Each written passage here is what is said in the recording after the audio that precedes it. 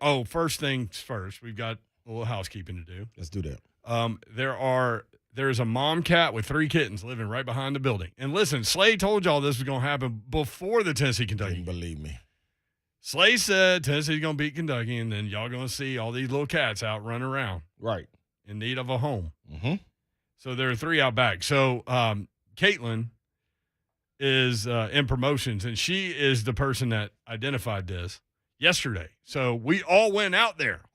People from every department went out there to go see these cats, and we didn't see them. Dope. So then we didn't believe Caitlin. No, I didn't, and I hate that too. Because Caitlin is an honest person. Yes, man. and if you come to Buffalo Wild Wings, you will see her and meet her, and she's great. So she took a video and sent it to me today of the cats. So when I got here, after a great lunch with our friends over at the Nashville Sounds, Adam News used to be the general manager. He went to the Titans. Yeah. Now their new general manager is also named Adam. Oh, Adam and Adam. That's easy to remember. Any contract that was signed, his name's on it. Here we go, Jim. No, great dude. But anyway, we love those guys over there. They do great work. And so I got back, and we went back over there, and we opened a door you probably shouldn't open. There's police tape on it. Yeah. You went in anyway. And there's going out back, man. And there's the cat. So I grew up with cats because my mom liked cats, so I kind of know how to deal with cats. I don't like it. Because a lot of people that haven't been around cats don't like cats because, and this is true, they look like they're always scheming a way to kill you. Sneaky. They just can't do it. Oh. But if they could, they would. Seems like it. So I opened the door, and I didn't see anything, and I halfway thought a cat was going to just jump out. Because that's what wild cats do, and right? Sneaky cats. Yeah, they always look like they like creeping, no. Yeah, you look kind of creepy doing that. Exactly. That's how they look to me. Like a tickle monster. Will you stop with the tickle monster? I'm going to get you. Definitely stop with that. Yeah, I know Davenport's not here, but yeah, that ain't a good one. So then Caitlin goes, "Oh no, there she is." And so I look. Sure enough, there's the mom cat.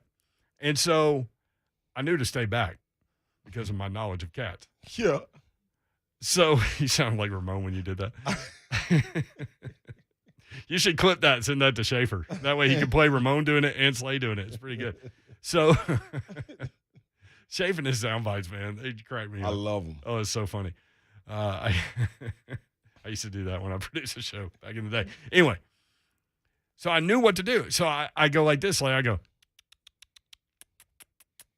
That gets like most cats. Yeah. Sucker them in. This cat's been on the streets yeah. for a while. That cat was looking at me like, you got any more? It's an alley cat. What, you think I'm coming to you? Yeah. Cat's been on the streets. That cat's been on the streets. Yeah. So anyway, Caitlin sent the video to Buck Rising. And so now, because Buck has taken in 2 cats. He took in 3, but 1 didn't make it, remember? I wasn't going to bring the third one up. Yeah. But, rip. Rip. So I think Buck's going to end up with his lady put on there. Oh, did she put all? What did she write? She wrote something that made me say this thing's over. Yep. Ball game. He's bringing it home tomorrow. Mm-hmm. By this weekend, they're going to have a new home. Oh, she wrote OMG Sweet Babies. There you go. Yep, done. Dara, get him. I think it's Dara. Yeah, Dara Epstein. Yeah. Mm-hmm. Yep. Get him, Dara. She is at Dara_Epstein on Twitter. Oh, I love that. Y'all hit Dara up and tell her, man, bring them cats in. Buck will love them as a gift. At Dara_Epstein. I love that. Yeah, so that's the latest situation there. Antonio Brown. This just came down. Uh-oh. This is the story in the break I started to tell you because I was dying laughing. You're like, what are you laughing at? Uh-oh. Mayoral. This is what Slay calls me, mayoral. And I'm just an one-man administration. You are.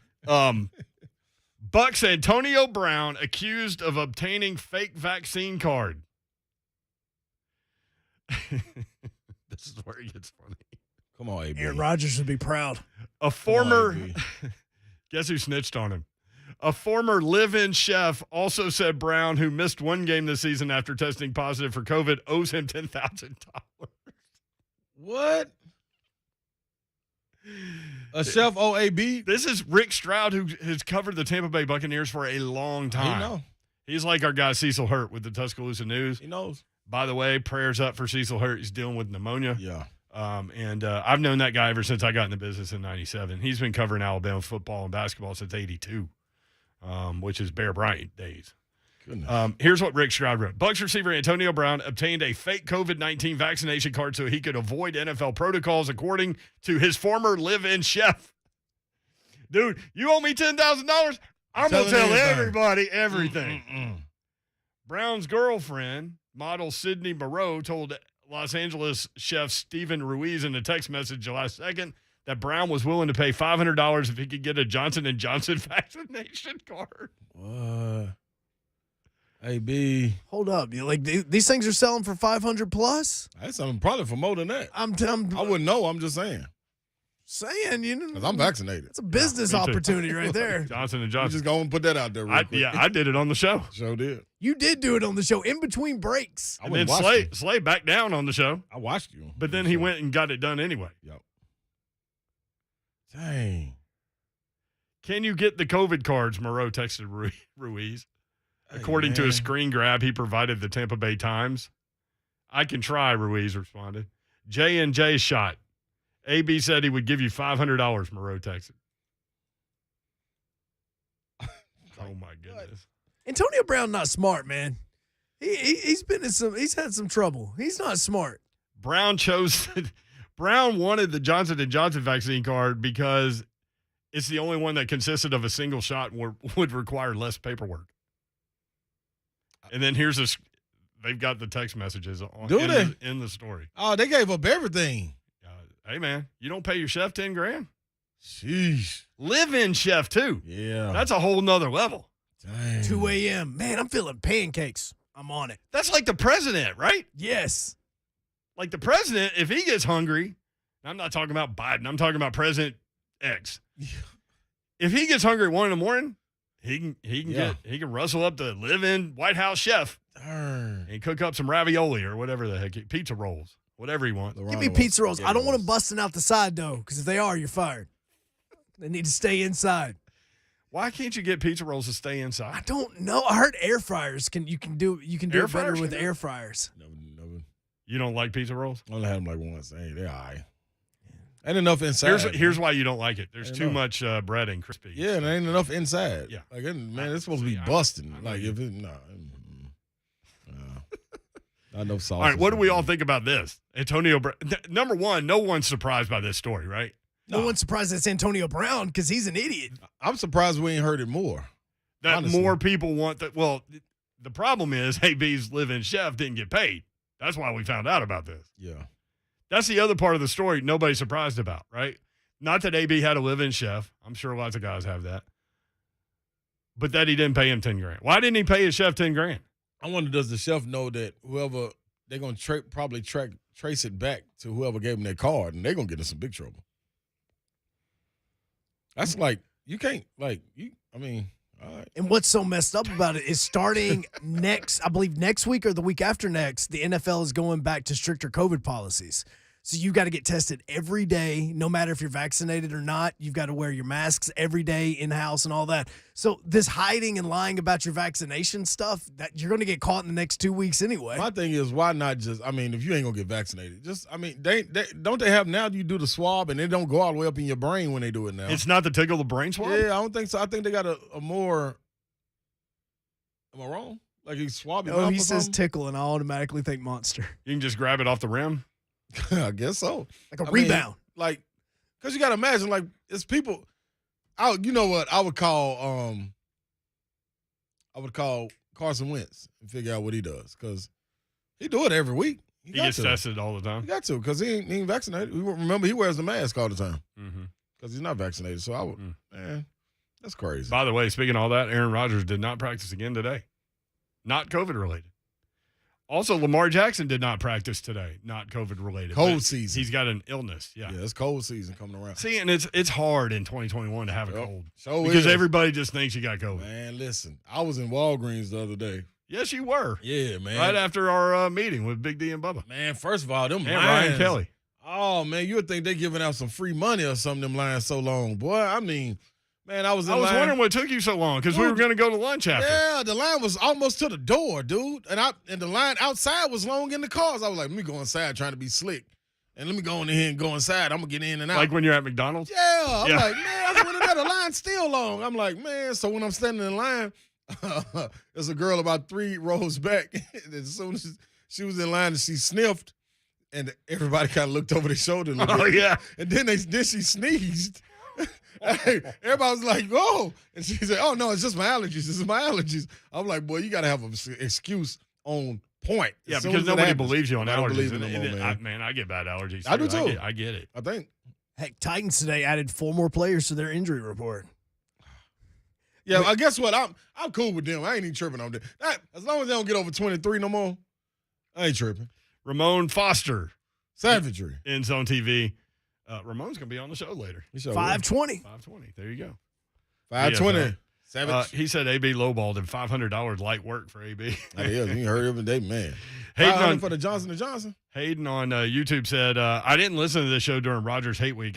I can imagine the dumbass opinions. Listen, Hayden, we didn't even talk about it. Yeah, it sure didn't. What are you talking about, Hayden? I promise when possible, we will stay away from politics altogether. Guarantee. Y'all don't need that from us. Yeah, for what? We talking sports, buddy. So, Hayden, just calm down, man. Yeah, just pump your brakes. That's the thing. So you immediately go into your Biden. So,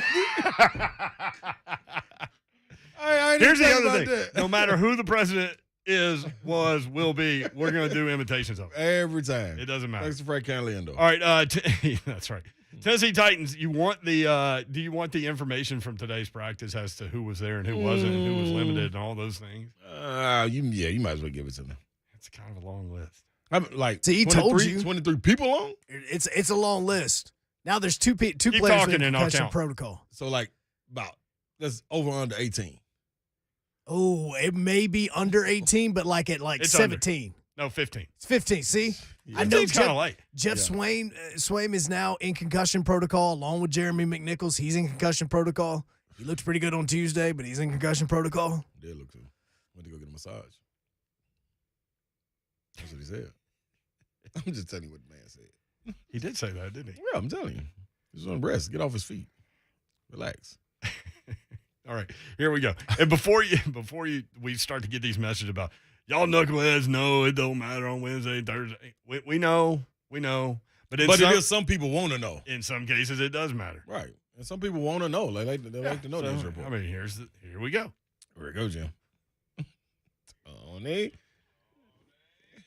We also need a little update after we do this on the little baby Hunk Titans. No, we good. We good. They played last night. We need to talk about Vandy some more. Let's talk about that. Those 37 points. They're very similar topics. Yeah. This is a Vandy-like effort, huh? No, we need to talk about Vandy more. All right, Nate Davis, concussion, did not practice Wednesday, nor did he practice today. Bud Dupree, abdomen. It was listed as a knee yesterday. I think it was an accident. Listed as an abdomen, did not practice yesterday, did not practice today. Chris Jackson, who played awful.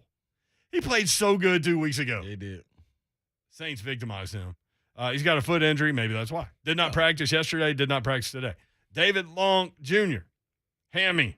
Did not practice yesterday, did not practice today. Jeremy McNichols, concussion. Did 3HL on Monday, did not practice Wednesday, did not practice Thursday, concussion. No, I did 3HL Tuesday. Oh, Tuesday, yeah. 3HL curse. Whatever. The 3HL curse. No, I never please know don't what say day that. it is. Man, when we start the show, it's like the rock star in Detroit or whatever, and he's like, hello, Des Moines. Yeah. You're like, no, you're in Detroit, you dumbass. Dude, we thought Tuesday was Wednesday, though. I'm always that way. Which is odd because every Tuesday y'all are at B-Dubs. Yeah. Every Tuesday. That's Try right. to skip ahead. Rashawn Evans, ankle, limited yesterday, limited today. Harold Landry, hamstring, limited yesterday, limited today. Greg Maben, ankle, limited. Kyle Pecco, who was just signed to the roster, we told you that yesterday. Mm-hmm. Defensive lineman with an ankle, limited, full participant today. Good for him. Jeffrey Simmons, ankle, limited, did not practice today. Again, that's another one. We know that that's not really a big deal because he played on that ankle on Sunday and had Right. 2 sacks. Right. Because he's had this ankle for a minute since the Rams game. Ooh. Did you just hit your head on the mic? No, I was like, catch my breath snort. Like, some weird stuff. Go ahead. My bad. Just go ahead. Don't worry about it. Yeah, Snort. don't even. Allison, the boss of all 5 of our radio stations, came in while you were eating your wings. She was like, do I need to get you my cardiologist? And you were like, Let me eat. Let me just check on out and have a good time. What color? I'm having a blast. What color fruit punch you have, or what color? Kool-Aid. Kool-Aid. Red Kool-Aid today. Always red. No, sometimes it's orange and blue. Why? That's You gotta Florida. change colors. Oh. No, not the same time. You don't miss it. Makes them. All right, Tierre Tart, groin, limited. Full participant today. Hey, Tierre Tart, groin Back, is baby. back. Congratulations. There we go. TT. On the move. TT with the groin. Aaron Brewer, illness, did not practice. Jack Rabbit Jenkins. He's listed as Jack Rabbit Jenkins in here. Oh. Chest. He's got a chest injury? He made literally the last play of the game. So did maybe that's why he didn't pick it. It didn't help you cover. If his chest wasn't hurting, boom, you would have covered. Then I cover. You're exactly right, Honk. If only his middle name was Wilson. Dad joke. Wilson Pickett. Moving on. All right, Jeff well. Swain, concussion, did not practice. Torrey Carter, fullback shoulder, limited today. There's the injury report. The little baby Hunk Titans we'll have to get to in the next segment. Uh-oh. No, we good. Uh-oh. We good, man. It was. You got to call those. That's in the past, man. We don't need to live in the past. We're in the future. We're focused on the Texans. Also, Titans going all in on the next man up. Meant to get to that this segment. We'll do it next segment. Keep hitting the Zone TV feed. We love y'all there.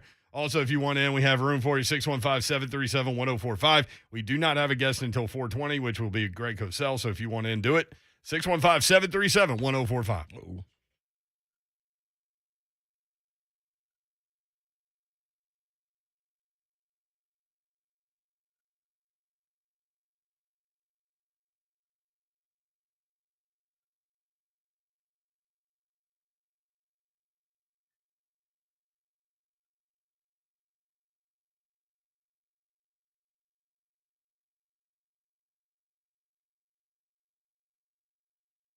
Hey, holidays are coming up. I know Thanksgiving's right around the corner, but so is Christmas. And, you want to give a gift that somebody loves, right?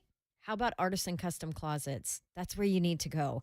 And whether it is a gift card so that they can put it towards a brand new, gorgeous, beautiful closet, or a pantry upgrade, or a home office that you want to put in your house or their house, or maybe a new laundry room or a mud room or shelving and everything, and just beautiful gift of organization, Artisan Custom Closets. That's what you need to do this holiday season. And here's the deal. Artisan Custom Closets, I want to tell you a little bit about them. Lisa Carlquist is the owner. This is a locally owned and manufactured in the USA, right out of Marietta, Georgia company. Lisa brought it here to Nashville. They've been here for a while. I had them help me organize my garage. They gave me 3D plans. They stayed within my budget. It is absolutely gorgeous, and I love it, and they can do the same for you, and customer service is their number one goal. So here you go. I've got all your holiday gifts figured out for you. Artisan Custom Closets. Right now, tell them you heard about them on the Zone, and they're offering 12 months, same as cash financing. 615-800-2199 is the number, 615-800-2199.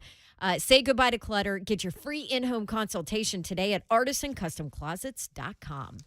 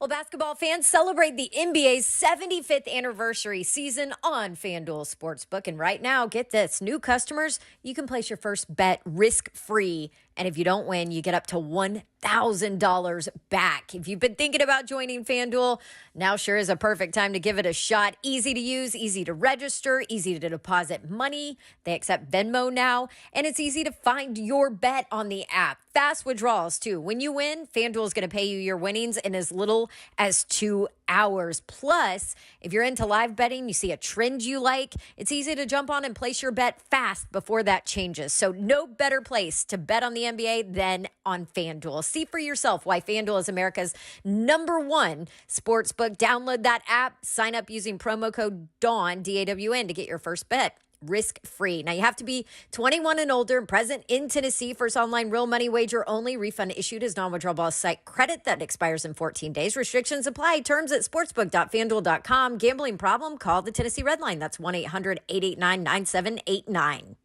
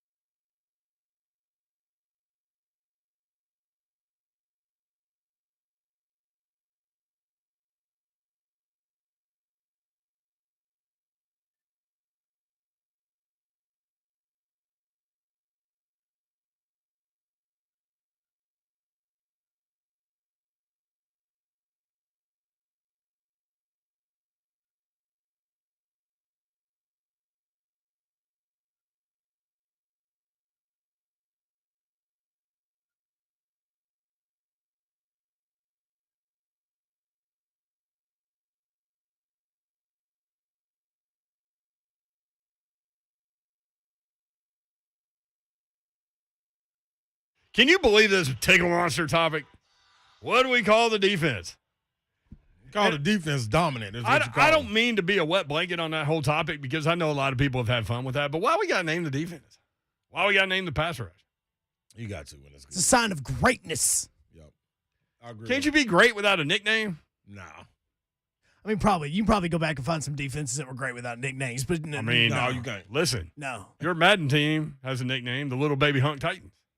Dear Lord, baby Jesus, or as our brothers to the south call you, Jesus. The Little Baby Hunk Titans came up against a CGI Houston Texans squad last night that is probably not fairly indicative. Maybe that was operator error. I don't know, but of the real Houston Texans. So the first half was operator error because I totally took the game lightly because I was like, it's the Texans. This is easy. Second half, no, that was a problem. Tannehill fumbled on his own 5-yard line. I call it his 5-yard line because he did it. Well, I mean, look, if CGI Tannehill fumbles, that's not necessarily your fault, is it? No, see, that's the thing. If I Is throw it an his fault, interception, Slay? Yeah, it's his fault. how's It's it his my team. fault? It's his team. It's your team, huh? Well, my offensive line needs to be better. Look, Yeah. Hunk as a coach just completely blames the players. Oh, absolutely. Hey, Oh, you look, gonna you know lose your what? whole locker room If on the Tannehill Titans, didn't man. want me to go up for Coach of the Year after he threw me under the bus yesterday, nuh-uh. That'd be like Stackhouse is like, hey, man, if our SEC Player of the Year candidate would have scored more than 8, we might have had a chance. What if Stackhouse would have said that? Oh my gosh. Oh Come on, Hunk. man, Pippen probably would have came out with a book on him. Put Stack in the book.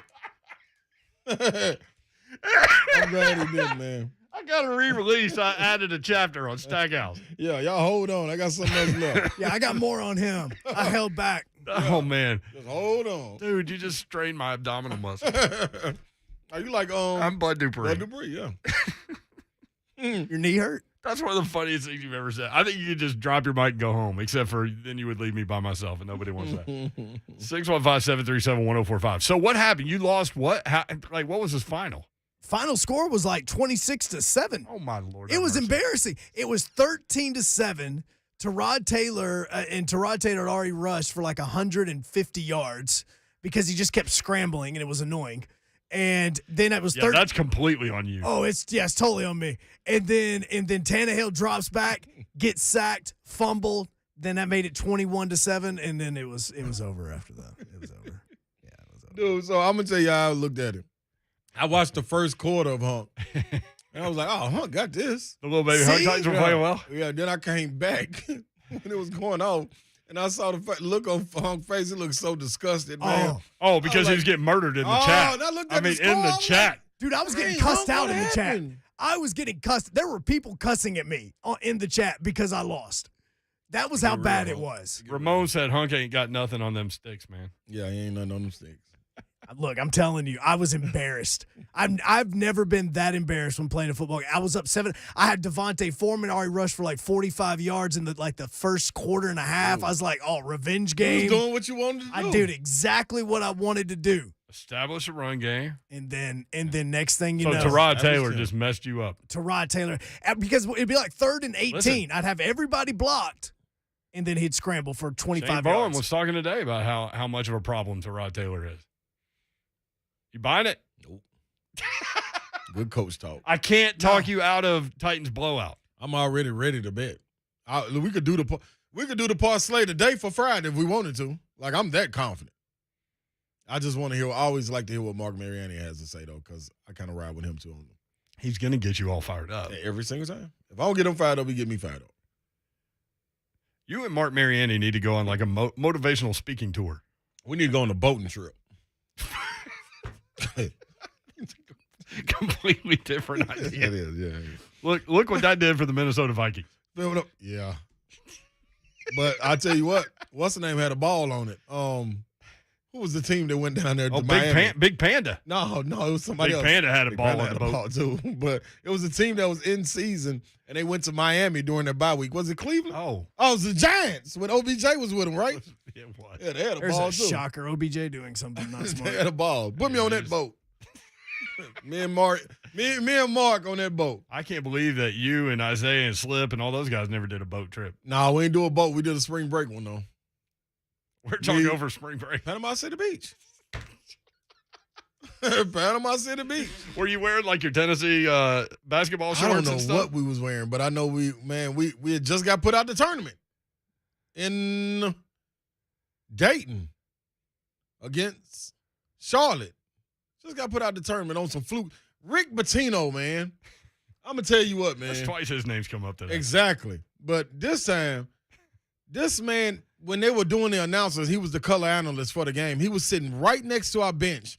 We had to hear this man the entire game because we had the early game, and they have the seats separated where different teams come in with their fans and everything. So wasn't no fans really behind our seats. Ours were caddy corner to us to where we were sitting.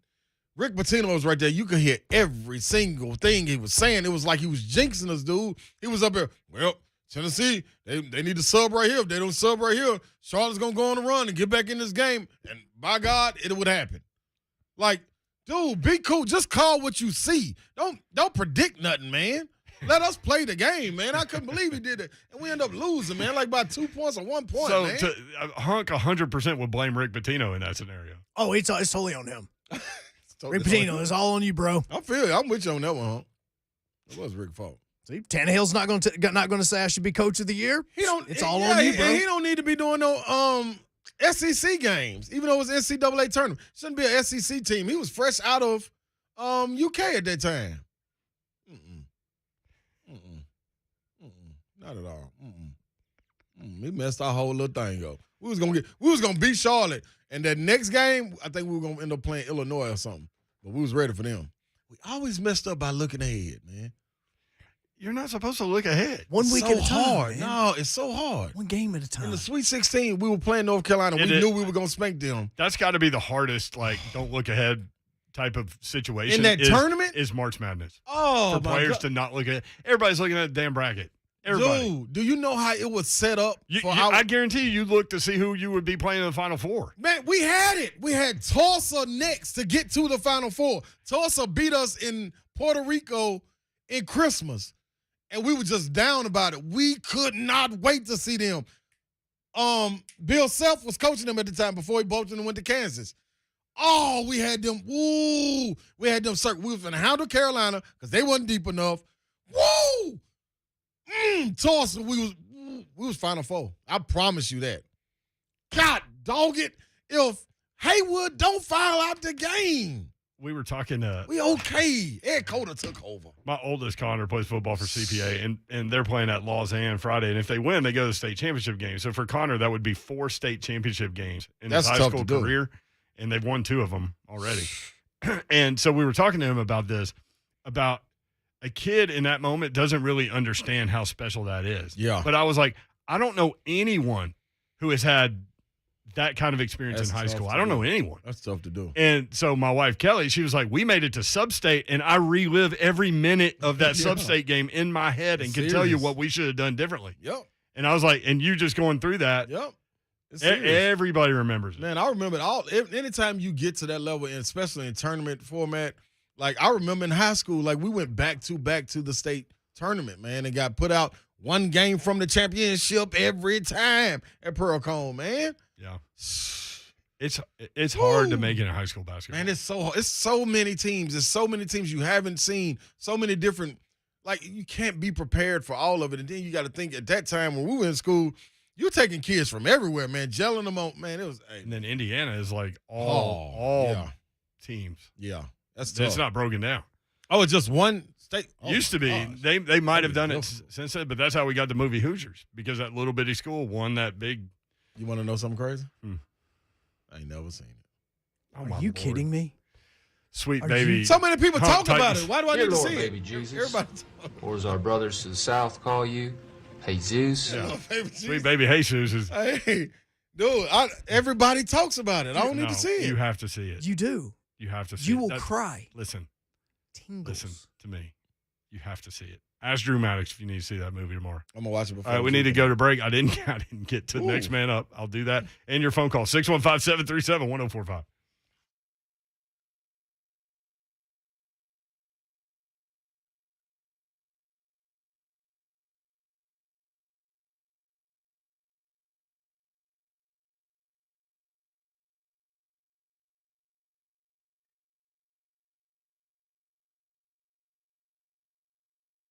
Hey, if you are in need of a little pamper session, let me tell you where you need to go. A Moment's Peace Salon and Day Spa, because they have so much going on over there.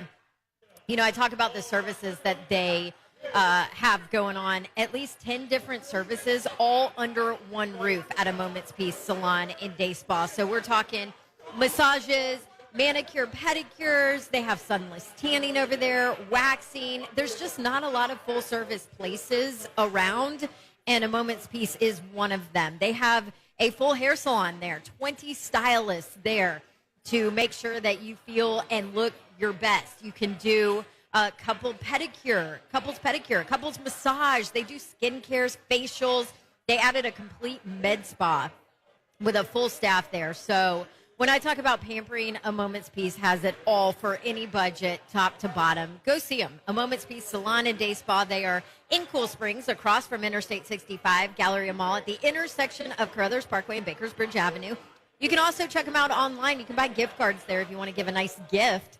24/7, amomentspeace.com is the website, or give them a call at 615-224-0770. If you have any questions or special requests, they can always help you out. A Moment's Peace Salon and Day Spa.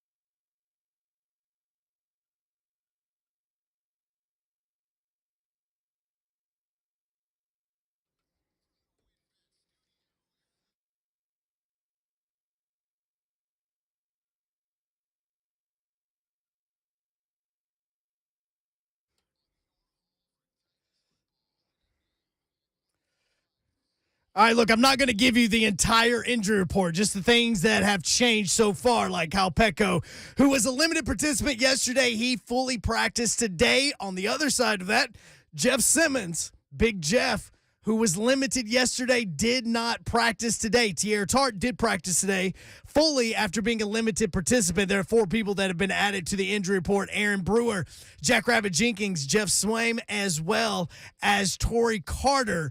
Torrey Carter was a limited participant, and the rest did not practice today. Now, for all your foundation repair and all your waterproofing needs, you know where you need to go?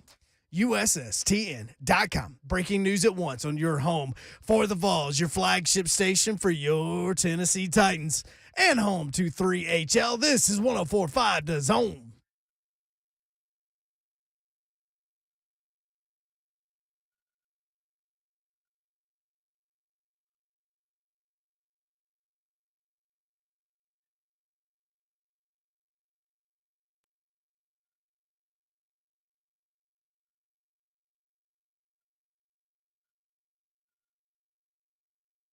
Three HL 104.5 The Zone. Brent Doherty, Ron Slade, Don Davenport out today.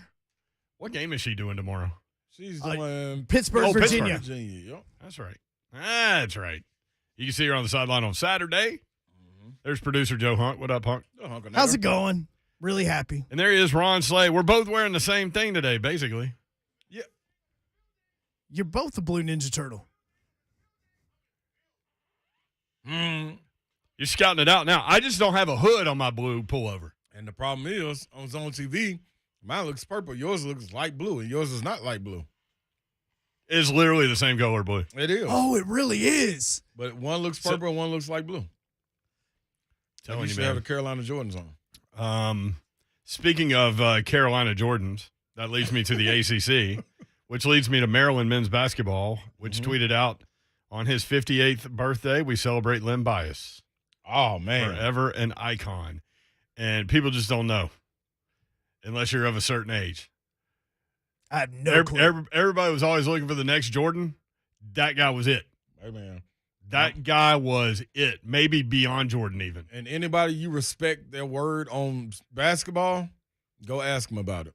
And I guarantee they said, like. And Mike gets defensive about stuff like that, but he may give you Lynn Bias. Yeah, he knows. And then at the same time, it's footage out there that shows Lynn Bias giving them that work at Carolina. So another thing, we used to always hear about it at Pearl. What's that? At Pearl Cone, we used to always hear about Lynn Bias. So Calvin Peters and Coach Fitzgerald, Coach Booth, all those guys, man, used to tell us, like, man, y'all talking about Mike. Lynn Bias was that dude. And, like, you know, you couldn't go in there. At that time, we couldn't go and type up YouTube and find out highlights and things like that. So just had to take their word for it. But now, when you go back and look at it, they were right. Lynn Bias was different, man. Yeah, he averaged 21 points per game, 7 rebounds per game, 7 rebounds per game, sorry. His senior year on 15 shots. 21.2 on 15. And Lynn Bias. On a good team. There's a really good documentary. I think it might have been an ESPN E360. It was a 30 for 30. 30 for 30. That's it. On that. And they used to try to convince him to take more of the offensive load. Like, we need you to score. He was really unselfish player. Yep. You're exactly right. So, man.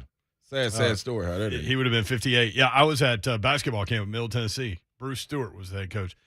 Sidney Moncrief was the player. And they called us all in to the gym, and they were like, we got some bad news. And they told us about Lynn Bias passing away, and, like, kids were crying. That's crazy. Because everybody knew. Everybody knew that guy is going to be that guy.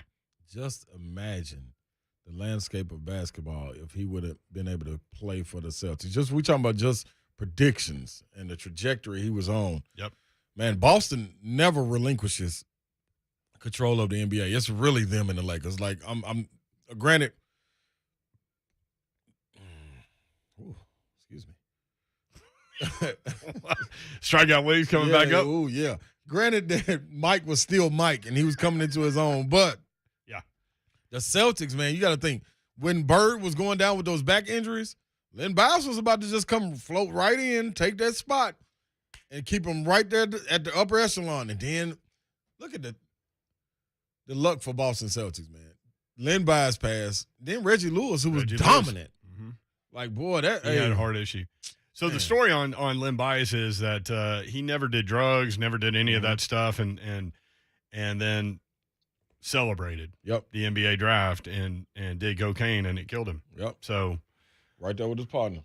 yeah, Yeah, that's a tough story. that's tough. So that led me to bring up your college basketball stats. Oh, okay. Hey. Did I shoot And- more than Lynn? You well, you had 2-point attempts and no, right there, 15. Your senior year, 15 shots. I'm a little Lynn Bias. No, I wouldn't nowhere near. He was a little Ron Slay, maybe. No, he was So serious. I'm you not averaged talking about 4 3-point attempts your senior year per game, 2.3 the year before that, 1.4 the year before that. Mhm. That's what we were talking about earlier. You really developed that shot. Yeah. And see And that you shot almost 40% from 3. Yeah, my thing was like, how do you get on the floor? And our problem was getting ready to go into my senior year. The only spot that was available was the 4, because C.J. Black and Charles Hathaway and Marcus Hayslett were battling at the 5. Isaiah Victor and myself were at the 4, so it was like, am I gonna go battle at the 5? That's a whole lot of dudes right there. Man, and then at the 3, Vincent Yarbrough, Dale Baker were at the 3, and Vince ain't relinquishing nothing. Like, this is the number 1 player in America. It's like, so he ain't giving it up. So I was like, man, okay, let me just find my way in at the 4 and able to stay on the floor when a guy like Hathaway is on the floor. Hathaway can't shoot.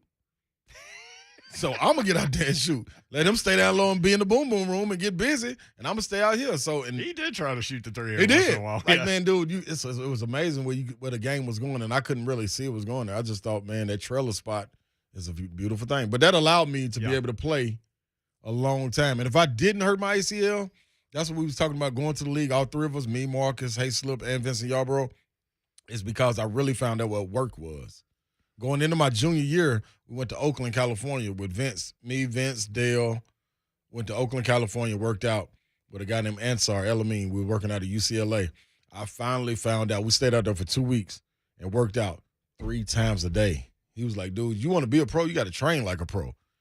I had no idea that I was thinking like other kids, like, man, let me go to the gym, get some shots up, let me work out, let me lift some weights.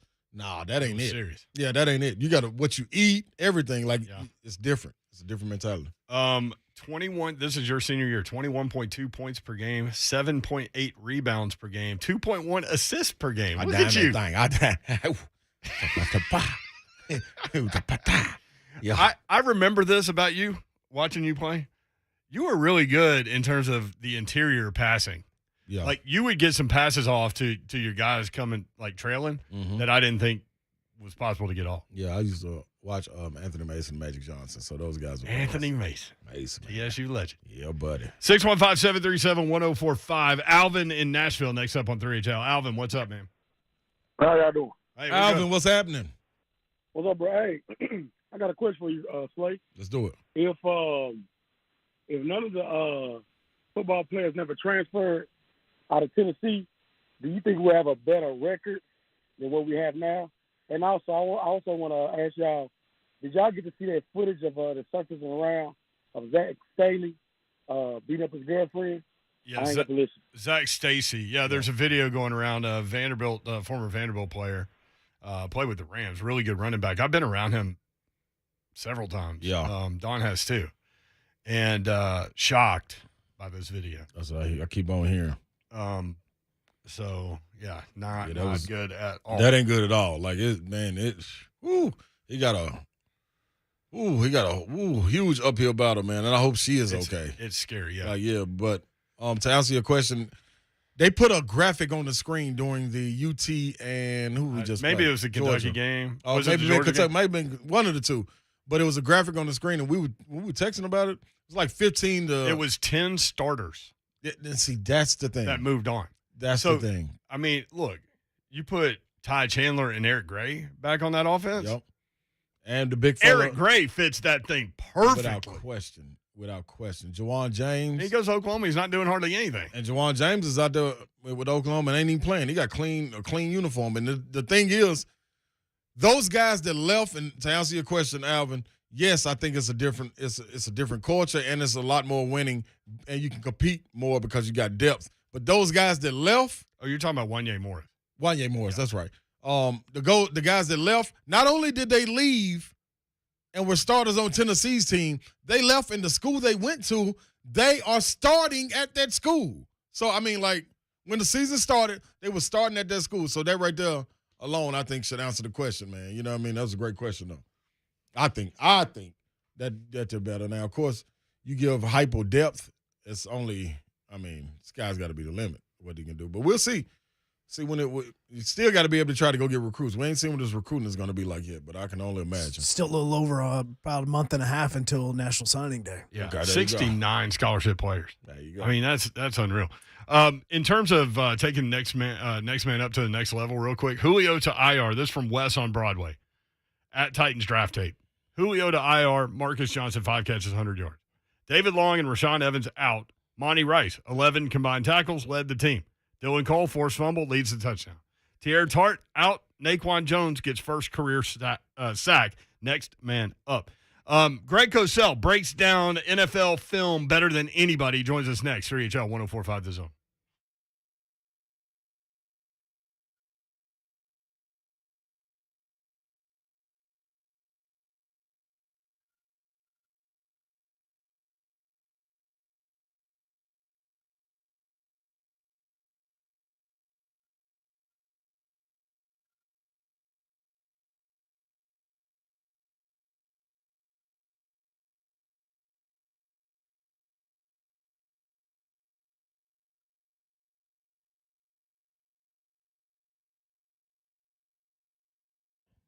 What up, people? It's me, Ron Slay, here to talk about getting a car from where? Music City Autoplex. That's where I would go. Matter of fact, that's where I did go. It's funny. You just heard in that spot a minute ago, JMart and Ramon was talking about, guys and kids, and you want to love your kid and get your kid whatever you want to. Man, to that point, this is a place you would want to go, even if you're trying to get a car for yourself or start a car for your kid. They have cars with low mileage. Very, very good cars. Listen, I bought one myself. And when you think low mileage, you always automatically think, oh, man, they must have got a car for like 20,000 miles, 30,000 miles. That's pretty much low mileage. But when you look into it, the car I got had 69 miles on it, people. You hear me? 69 miles. That's a new car. They got all kinds of inventory. The selection is huge. It's one of the biggest in Middle Tennessee, and they sell more than anyone, too. Go to where I go. 2430 Gallatin Pike North, Music City Autoplex. Go get your car.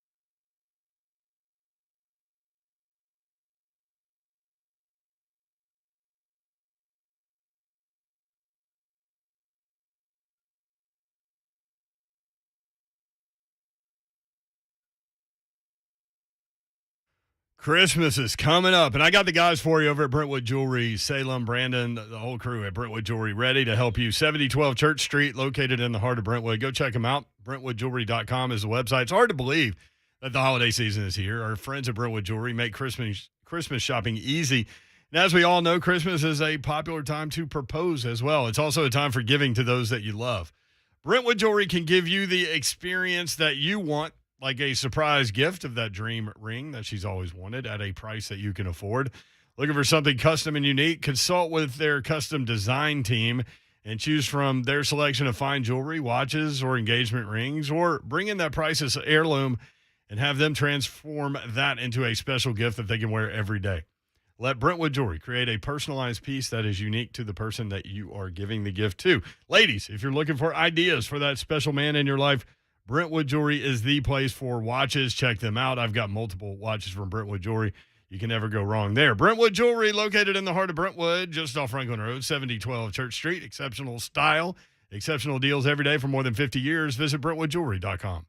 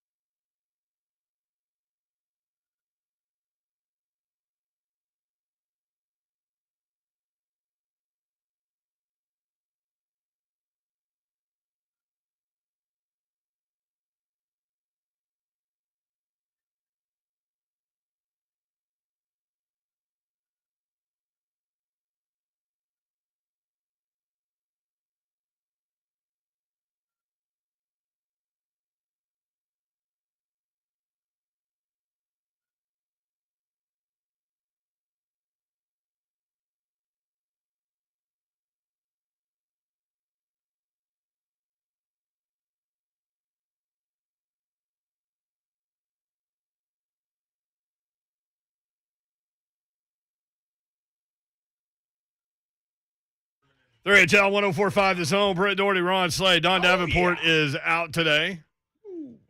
Greg Cosell, the best NFL film evaluator in the business, joins us now as he does every Thursday at 4:20.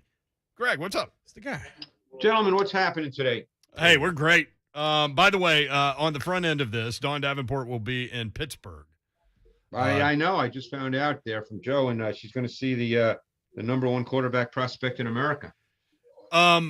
Is it a down year for quarterbacks, or is that a question I should never ask? Well, I don't think we know that yet. Okay. I mean, yeah, until all the studying is done, we'll see how it plays out. I've watched Kenny Pickett. I watched his 2019 tape and I watched his 2020 tape, and he's incrementally improved each year. I've not, of course, studied college tape yet this year. I'm into the NFL season, but just from TV, I think he'll end up being the first quarterback chosen. Where that is, that I can't answer. It's interesting with him. Do NFL guys look at players that make it to their senior year a little differently and wonder why? Maybe they weren't able to come out sooner, and do they dock them points for that, or am I way off there? My sense would be, Brent, that they don't dock them. They actually view it as a positive in terms of getting more experience. Okay. So, unless there's a reason that is, goes beyond just the fact that they want to come back and play. I mean, look, my guess is Kenny Pickett off his 2020 season was probably told by the appropriate people, whoever does that, gives them their potential grade. Right. The league has people who do that he was probably told he was a 3rd or 4th or 5th round pick. And so he chose to come back. This is his 4th year as a starter at Pitt, and he's obviously having a phenomenal year, and he's clearly improved each and every year. So I think that people will look at the experience as a positive, not as a negative. I guess in my head, I was thinking of a guy like Matt Leinart, who could have been the number 1 pick and chose to come back to school. And we don't know that. Right. But I remember, think back, and then we'll talk Titans, obviously. Yeah. Think back years ago when Matt Barkley was at USC, okay? Right. And after his junior year, and don't forget, he was a 4-year starter in high school. He was a starter at USC from day one. After his junior year, he was already highly decorated. Number 1 he held recruit. a press conference in December to say he was coming back to USC. Do you remember that? Mm-hmm. And at that time, everybody said, oh, what's he doing? He'll be the number 1 pick in the draft. Well, he goes back to USC. And of course, I studied his tape, and I remember doing a show. It was actually for the NFL Network, and I was asked maybe a month or so before the draft where I thought he'd be drafted. And I hate those questions, Brent, as you know, because I just like to evaluate. But, I got asked it, so I had to answer. And I said, well, his tape tells you that he's likely to be a 4th round pick. On social media, I just got ripped and ripped and ripped. And you know what? He was a 4th round pick because that's what the tape said. So, it's always easy now to say, oh, it's a great class, it's a bad class. Until all the evaluation is done, that's really hard to know. At Greg Cosell on Twitter. It's interesting. Another guy you said you got ripped about putting not opinion, but just tape evaluation is Patrick Mahomes and his struggles this year. And it's interesting. I was thinking about that when I watched him last weekend, and he goes over 400 yards and 5 touchdowns. And it looked like he was, Greg, and please correct me if I'm wrong. It looked like he was taking what the defense was giving him as opposed to trying to push the ball down the field with 2 high safeties. Well, you know what, Brent? You're learning. You see, you have me on the show and you're learning. That's the dangerous. thing. I mean, yeah, I know. I noticed it right away when I watched the tape that the first thing, one of the first things I typed was you could see pretty quickly that Mahomes was much better playing within the structure and the order and purpose of the progressions. The ball was coming out of his hand with timing and a sense of rhythm. He took the throws that were there. Now, I guarantee that was talked about during the week because he did that consistently throughout the game. And it was his best game in quite some time. If you noticed, with very few exceptions, he cut out all that unnecessary movement, both inside and outside the pocket, that had defined his game literally for the last month and a half. Mm-hmm. He took the throws that the offense presented versus the defense. So therefore, the ball was coming out of his hand quick. Yeah, and that makes them scary to me. Yeah, well, I mean, the guy's a super talent. I mean, Yeah. so if he plays the position the right way, and the rest will come. It's like running backs. Running backs that are always looking for the home run end up with a lot of -2s. The running backs that just, do what they're supposed to do, the 30, 40-yard runs then just show up. So that's same with Mahomes. Every play is not a 50-yard touchdown. You run the play, the defense dictates where you throw the ball most of the time. I mean, there are some design plays where you know what you're going to get, but for the most part, the defense dictates where you throw it based on the route concept and combinations. At Greg Cosell on Twitter. As we jump into Titans Saints, Big Jeff again, Jeffrey Simmons. Greg, just showing up everywhere. 2 sacks. Do you enjoy watching his film? Yeah, well, he's interesting because he pretty much is a complete player. He's very, very strong, as we know, has really strong, violent hands. They're active. He can control and displace offensive linemen, but there's also a quickness to him. And so he's a really fun player to watch.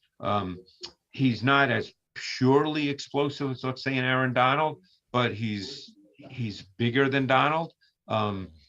He's more violent than Donald. He's a really, really good player. I mean, it's the front four that's driving this defense right now. So is it that front four that's allowing guys like Monty Rice to come in and have the production that he is? What is it about Monty Rice that you saw? Yeah, Monty Rice played well. Obviously, he started because David Long is out. Is Long going to be back this week? Limited today and yesterday. Not sure. What is his injury? Hamstring. Right? Yeah. Oh, okay. Soft tissue. A lot of hamstrings this year. Yes. I thought Rice played well. When I evaluated him coming out of Georgia, I thought that he was a box linebacker, that he was really had a great feel for working through and navigating through traffic in the box. I think we saw that. I didn't think he'd be a sub-package linebacker, but obviously he is playing in the sub-package because they don't really have anybody else. So it's Brown and Monty Rice. But I thought he played well. I thought he showed up on tape. Now, I think Long has played really well. And, obviously, if it's a hamstring, they'll want him to be fully ready to come back because barring anything unforeseen, you'd have to assume that this team will make the playoffs. But again, there's a lot of games to play and a lot of football left. But no, I was kind of impressed with Rice. Greg, what did the Titans do? Did you notice schematically when Bud Dupree went out? Now that was play 1, but what did they do to kind of compensate for that loss? I mean, I'm going to be honest with you, and I could be dead wrong because I wasn't studying it the way you're asking me. Right. But I don't know if they did anything ultimately totally different than they would do anyway. I mean, I don't think their pass rush and the way they use their front is based on Bud Dupree. So, it's not like you have to change the way you're playing. I think we know Autry plays outside a lot of times, and then in their true dime when it's third down or if it's long yardage, he'll move inside with Simmons. This week it was how do you pronounce it again? O'Danny. Yeah. O'Danny, yeah, he played. I think he played about 30 snaps. And I like him too. I think he's a pretty good pass rusher. So I don't really think they did anything different. Yeah, that's what I guess that's where I was going with Danico Autry, maybe getting a little more reps outside. Do you see a difference in his play outside, inside? Is he better one way or the other?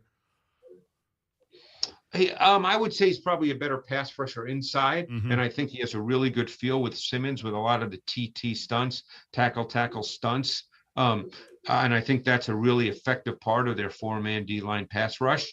But I think he can play outside. He's not the profile you think of for an edge pass rusher because he's not a bender and he's not purely explosive. And I think that's why a year ago in Indy and this year in Tennessee, when it gets to those, dime fronts on third down, he plays inside because he's not truly an edge pass rusher, but I think he's very good inside. Greg, was it any other player that stood out to you while watching this the tape on this game? You're talking about their defense? Defensively, yeah. I'm sorry, my bad. Probably nothing that I haven't seen. I mean, right. unfortunately, on a negative note, I thought Chris Jackson did not have a real good game, and I thought that Completely agree. he was targeted quite a bit. But these things happen once in a while. He struggled in man coverage. They play a lot of man and dime. That's kind of their coverage foundation. When they play with 6 defensive backs, they tend to play man. And he had some struggles, but that's. Sometimes that happens when you play man. That's the game. Did you notice anything from Christian Fulton? He looked like he was pretty active. Yeah, but I didn't really notice him, and I wasn't studying him individually in each play. And so if that's the case, then he didn't do anything phenomenally great, or he didn't do anything where I went, oh my God. Yeah. That's funny. All right. So offensively, we asked you about the run game last week. We'll ask you again. Is there an issue that you see maybe that with the offensive line, with the running backs themselves? Obviously, the biggest issue is Derrick Henry's not there, but I'm just curious if the tape shows anything else. Yeah, I mean, they're not running the ball well at all. There's not a lot of room. I think Peterson and Foreman don't look bad, just if you look at the way they're individually moving. I would say this about Peterson, and I think it's probably always been the case. He's just been, in his prime, he was just such a special guy. I don't think Peterson is a true follow the play back. I think he just sees it and goes. And I thought he missed a couple of holes that were there. Not that they would have been 50-yard runs, but they might have been 10-yard runs. So ultimately their running game is not really producing right now. The other factor is I think both Peterson and Foreman, because Foreman's a 225, 230-pound back as well. And I'm sure you remember when he was at Texas, he had huge carries. I mean, I think they're both volume runners. I think they need carries, and you can't give 2 backs high volume. So my guess is they've had a lot of late night conversations trying to figure this out, because the reality is they're winning games, and it speaks to the fact that they're a solid all-around team. But this offense the last 2 weeks has not been very good, and they've not been able to run the ball. So are you alarmed going into it, watching Houston play? If the Titans can't get their running game off, or is the Houston Texans defense not what it says on paper as far as the stats being second to last and giving up a rush? I'll answer that this way, Ron. Okay. Alarmed is not the right word, but I'll answer it this way. Mm-hmm. I think when you have a part of your game or team that is a weakness or a flaw, that can be an issue in any given game, no matter the opponent. Right. Okay. Mm-hmm.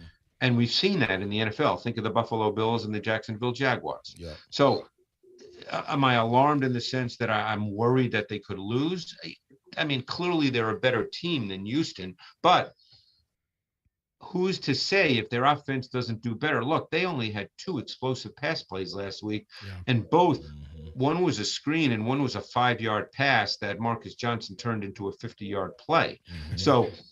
So right now, this is a team that's not doing 2 things. They're not running the ball, and they're not creating any explosion plays in the pass game. So if that continues not to happen, there's going to be a week where that bites them, where. Yeah. And then, again, I'm not saying this is the week or they're going to lose. All I'm saying is that happens in the NFL. Mm-hmm. If you have an area that's not really performing well, somewhere along the line, it becomes an issue in a given game. So what do you see with the Houston Texans? A bad football team. A bad football team. That's just as simple as that. Yeah. Mm-hmm. I think defensively, Lovie Smith started the season doing what he knows. Coaches coach what they know. They played a ton of cover 2. That's Lovie's deal. He was with Tony Dungy years ago. And then I think he realized that that's not working, because cover 2, if you cannot rush the quarterback, has way too many voids, and they can't rush the quarterback. So he started to really cut back on cover 2, playing a little more man, a little more cover 3, but they just don't have very much talent. So it's they don't rush the quarterback. They don't have any impact players on the back end. I would say Justin Reed's probably their best player. But they're not a very good defense overall.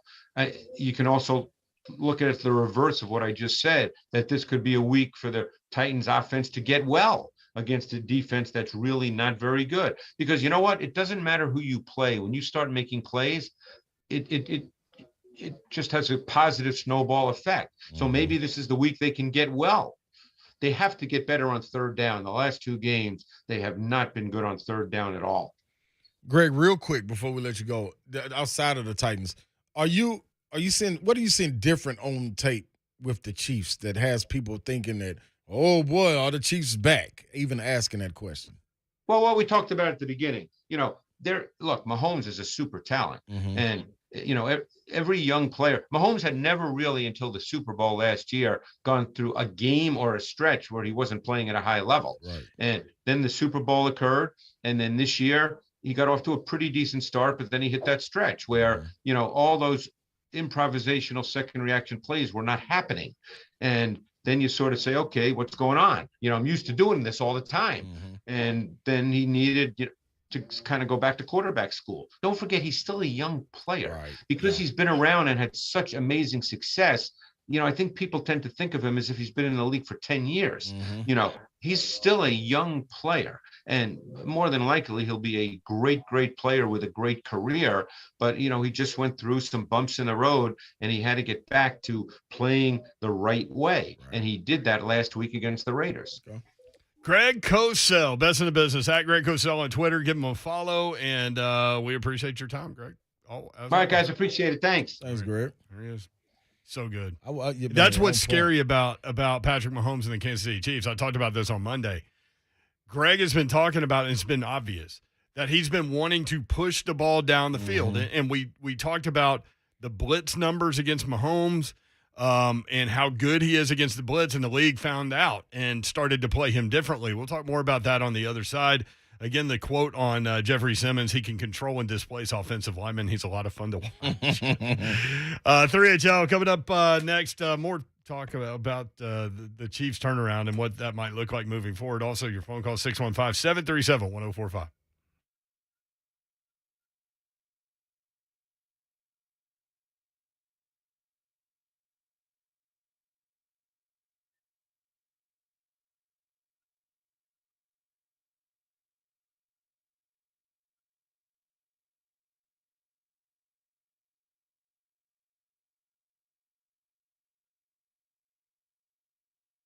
Let's talk hockey and the Nashville Predators that are going to honor recently retired goaltender Pekka Rinne. Don't you want to be there? They're going to hang the number 35 in the rafters at Bridgestone, and the day that they will do it, February 24th. 2022. You want to be a part of it. Now's the time. In honor of this night, the team announced a 35 Pekka plan.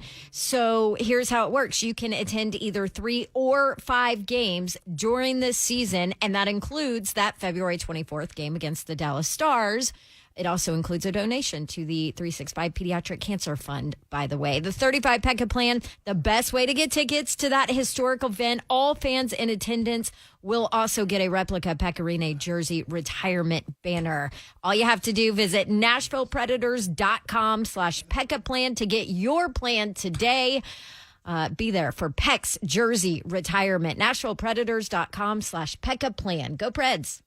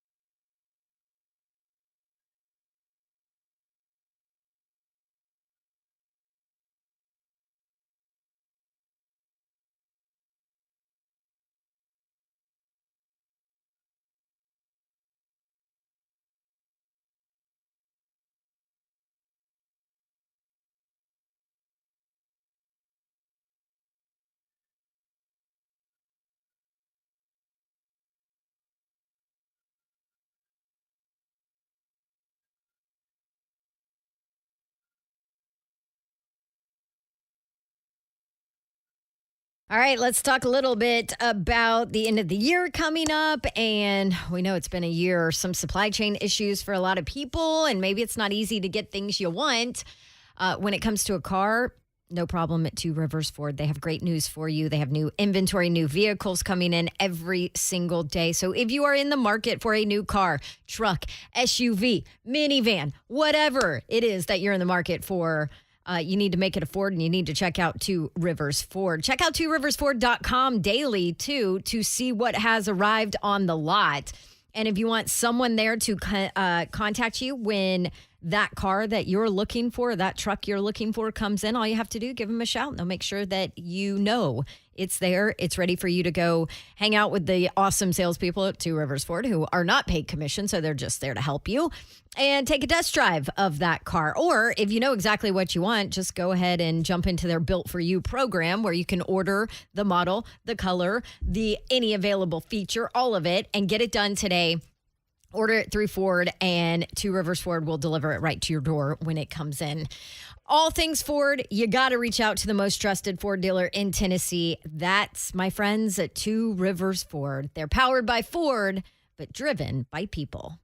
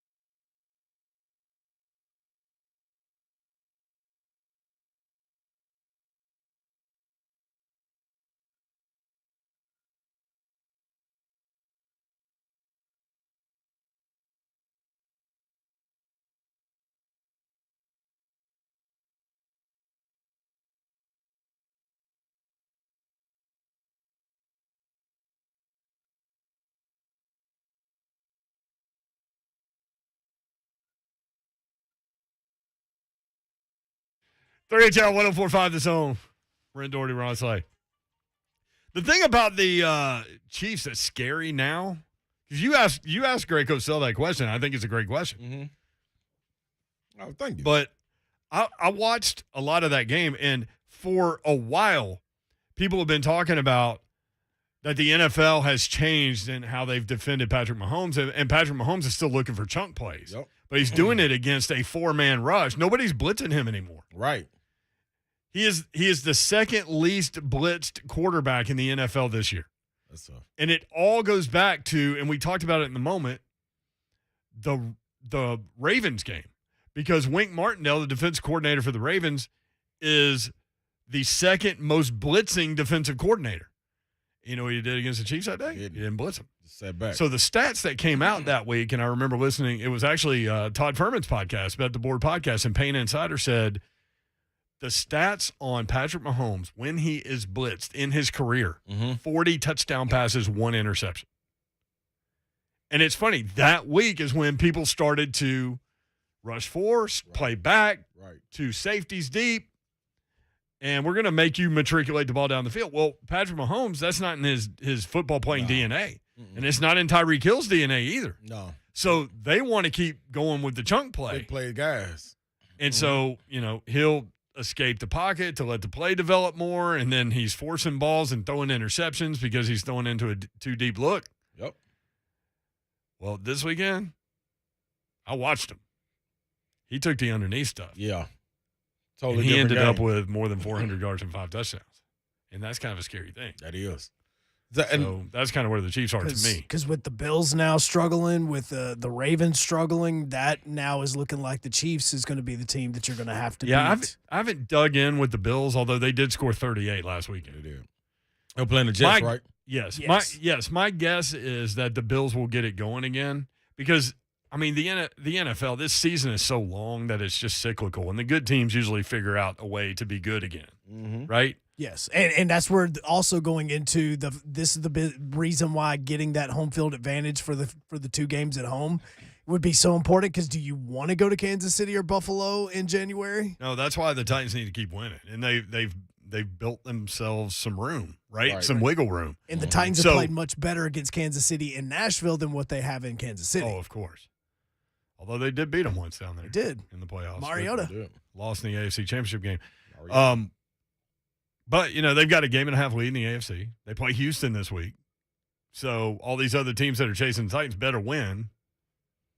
Right? There's another gap. Right. And then that gives you some room maybe against the Patriots, who I think might end up losing to Atlanta tonight. And then that's kind of a tough spot to be in going to New England with that group coming off a loss. But you've talked me into that one as well.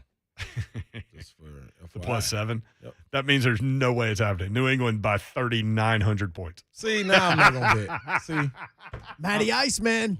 You got to believe in Matty Ice. No, I always without overthink Calvin it. Ridley. I always overthink it.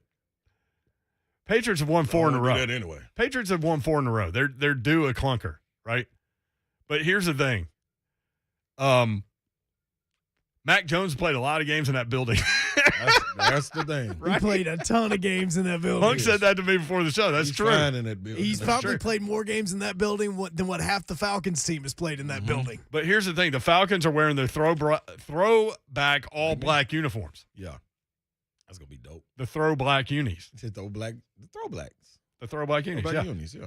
Like so I'm interested in that game. I was staying away from it all week, and then I kind of got interested in it. Listen, I don't want no, listen. Okay. All right, everybody. I just need to know which open am I hitting for the 5 o'clock hour. I just need you to tell me. I don't know, Hunk, man. Listen. You got 8 minutes, man. Man, Vandy put a dagger in me last night, man, because I took the under, which I knew was going to happen, and it was way under. And I think the under was like 134 or something. I was like, oh, yeah, I'm diving on that. Because I didn't think VCU could score like that, which they couldn't score like that. But I didn't think Vandy couldn't score like that. So Scottie Pippen Jr. with 8 points, man. That one, and then the Central, Eastern Michigan and Western Michigan or something. That took was on the day Tuesday. before. I'm telling you how I led up to this. Oh. The reason there's no parlay today. That was the over 66. Yeah. That game literally was 7-6 at halftime. Exactly. And you can. I texted Slay. I go, we need a lot of overtimes. In both games. You said in both of them. 16 overtimes. So that's part of it. Then what happened last night, and then now tonight. So to break it all, and so I'm not feeling bad, I already made my parlay picks for Saturday. Oh, wow. You're ahead of the game. Head of the curve, baby. All right, let's see what John in Nashville's got. John, what's up, man? What up, John? Yeah, I was just wanting to know what your thoughts were on the Kirby Smart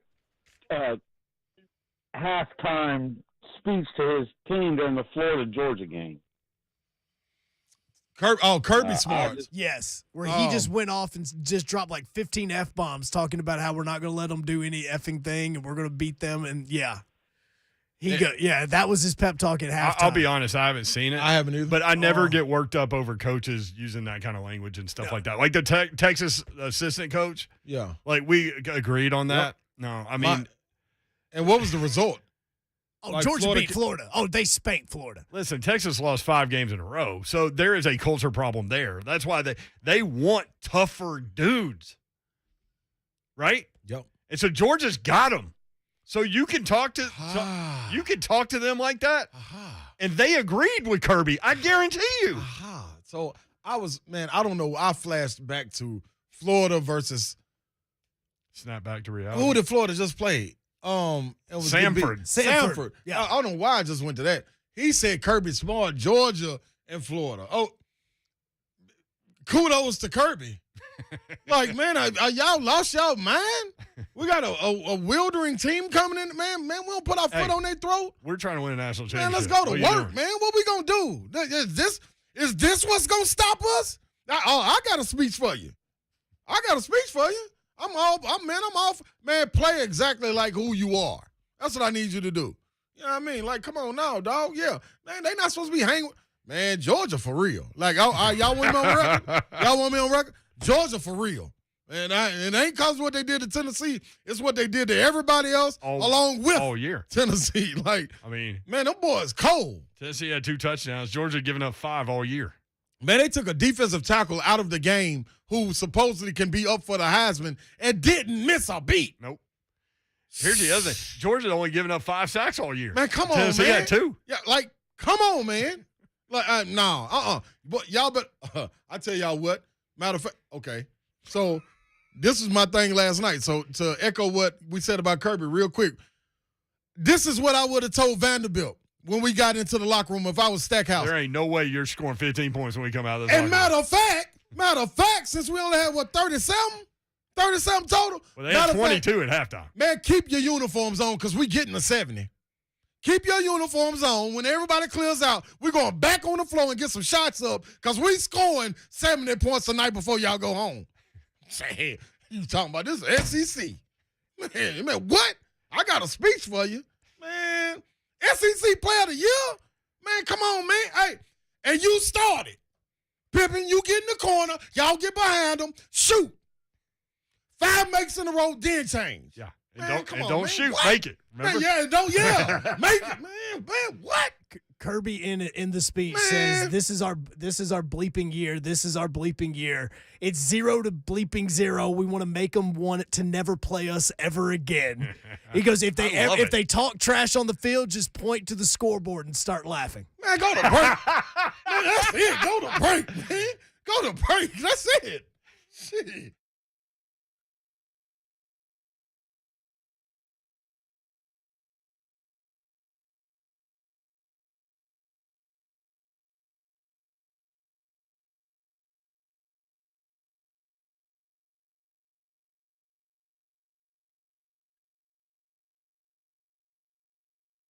NFL Week 11 is here. FanDuel Sportsbook wants you to get the most out of every play, and that's why they're giving everyone a $10 risk-free bet every single week. It's Thursday night, a great opportunity to give it a try. Here's what you have to do. Bet a same-game parlay bet with 3 legs or more. If your bet doesn't win, FanDuel will pay you back up to $10.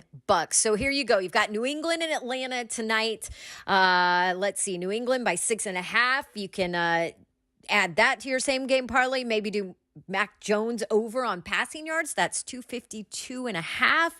Maybe go under the total in fourth quarter points. Boom, there you go. There's no feeling like nailing a same game parlay bet. Lock in your bet today on FanDuel Sportsbook. Get up to $10 back if your bet does not win. If you're new, sign up with promo code DAWN, DAWN, to also receive 30-1 enhanced odds on either team to win during this Sunday afternoon matchup between Arizona and Seattle. $150 on a $5 bet there is what you can win.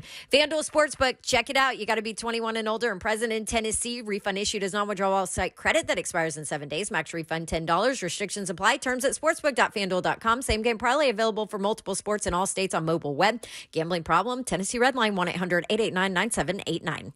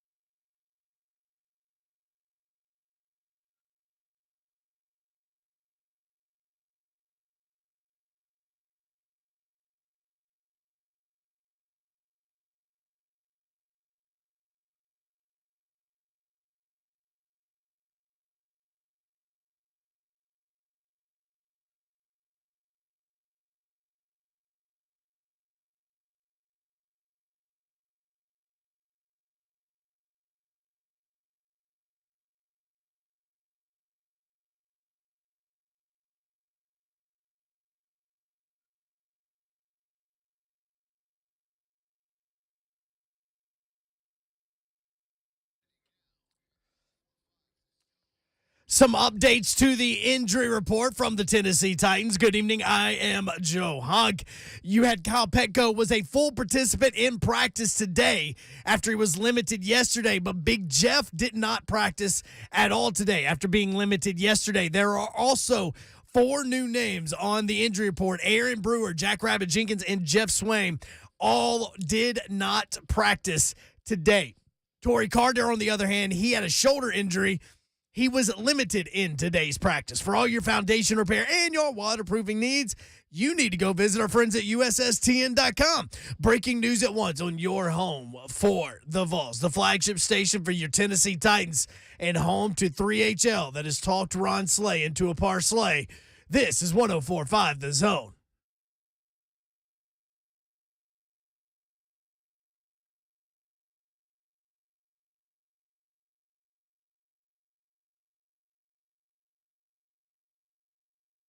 HL 104.5 The Zone. Brent Doherty. Which intro? If we get the supercharged intro, that means parlay coming up.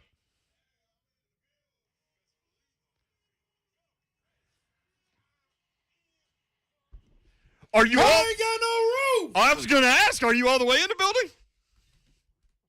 I gotta go. Best believe I'm in the building. I love the fact that Slay's like, what are we doing? All right, screw it. I'm going with it. I ain't want to. Car, ain't got no roof. You forced his hand, though, Hunk.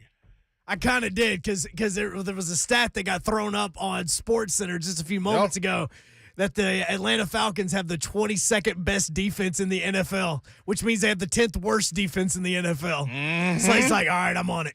I'm going. So what do you mean you're going? You going over? Am I going over? Yeah. The total? I don't even know what the total is. I'm going to tell you right now. I know what it is. By the way, our shirts look like they're different colors on Zone TV. They're not. They're the same exact They're the color. exact same color. Over under 47. So the Falcons with the 10th Y'all, worst don't y'all get quiet now. Come on, y'all put me in the car. Car was in the garage just chilling. Y'all the one got me in this car. I saw another stat. Mac Jones against zone defense has a higher quarterback rating than Tom Brady. Best believe he in the building. 47. Before we get started, Josh on Twitter at 3HL1045. You can hit us up there. Definitely give us a follow for sure. It'll change your life. And hit the like in the Zone TV on YouTube. At Brent Doherty, at Ron Slade 35, at Dawn Davenport TN. That leads us. She's not here today. That leads us to Josh's question. I'm just tuning in. I need an update on Dawn Davenport's game last night. She actually had 2 games last night. She had 2 games, and I asked her. Did Babs come into the studio smelling like icy hot after the doubleheader? She is not here. Yep. And I'll be honest, I didn't ask her. I did. I asked her on the chat. You did? Yeah, she never responded. Where was I on the chat? I don't know. We just started making fun of Hunk. Shut up, Slay. No, she did it. It wasn't me, Hunk. I was riding with you. Remember, I said, darn, Hunk, what happened? And then right behind it, I said, Babs, how you feeling? You have an unbelievable way of picking sides where people don't even know you've picked a side. Everybody thinks you're riding with them. I am. Dang, Ride with Slay. everybody. Yeah. It's See? Rod Taylor, man, 130 yards rushing. Yeah. I bet you were a man of the people back in high school, man. I am. You didn't have beef with anybody, did you? Look how hard he's having to think about if he ever had There's beef with literally anybody. smoke coming out of his ears. You know, that's a long story. It wasn't really beef, but it was beef. You know what I'm saying? Like it was all brought together by sports. By us, Coach Fitzgerald, what he created, bringing communities together. We all went on to a higher purpose and won the state championship back to back. So the beefs that were going on in the communities wasn't beefs no more because the adults was like, man, what are y'all doing? Then we was like, man, what are we doing? And then we was like, all right, let's do it. And we took off. And you know what I mean? Like, so basketball brought the community together. Football brought the community together. And then, man, it was a lot, man. Man, listen, man, Pearl Cone saved the teachers, the staff, custodians, students, everybody involved over it saved 2 communities without question, West Nashville and North Nashville. Without question. Without question. That's What about behind the East scenes. Nashville? What was East Nashville doing? East Nashville was over there, man. We don't know. We didn't listen. It wasn't no social media and stuff going like that. I'd already moved from East Nashville, so I left there after 7th grade. I was already gone, so it wasn't no social media, and I ain't had no cell phone. We ain't no money like that to have cell phones, and I couldn't text them on the pager and be like, "Hey, man, what's going on?" What's going on in East You know what Nashville? I mean? So yeah, So East Nashville just sitting over there, just amongst themselves. South Nashville was sitting over there amongst themselves. You know what I mean? But they had some good things going too. Stratford, Maplewood, Whites Creek had some good things going. Like What about Hillsborough? Glencliff, Hillsborough has. Man, listen, man. During that era, you hear me? A lot of good was going on in the city, Because man. people don't understand. Like there was beef. Like Hillsborough and Hillwood didn't like each other. Yep. Hillsborough and Father Ryan for some reason didn't like each other. see, Don't get me started about Father Ryan and NBA. See what I'm saying? See, you can speak about each side that you own, man. Like it's all right. And it's funny, like as you get older, and if you grew up here, you come to respect and appreciate all of those communities. You sure do. You know? You sure do. And then I'm gonna tell you what sports does. Even though like Pearl couldn't stand Whites Creek. Well, we couldn't stand nobody but Pearl. Whites Creek couldn't stand nobody but Whites Creek. Stratford couldn't stand nobody but Stratford, Maplewood, Hillsborough, Glencliff, so forth and so on. But the funny thing was, we would all come together in the summer and play on the same AAU team. Yeah. You know, because it wasn't so many. Like now you got 100 AAU teams right here in this city.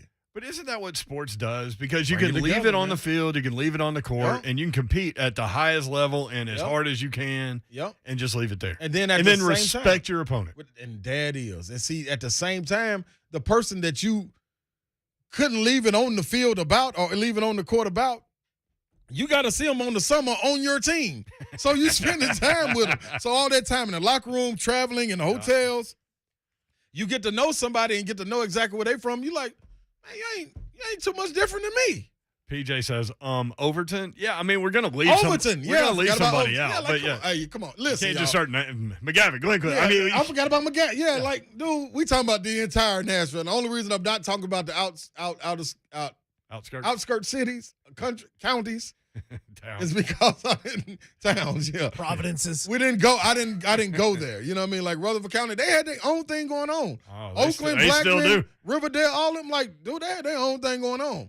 We were so concerned with what was going on down here, we didn't have no time for anything else.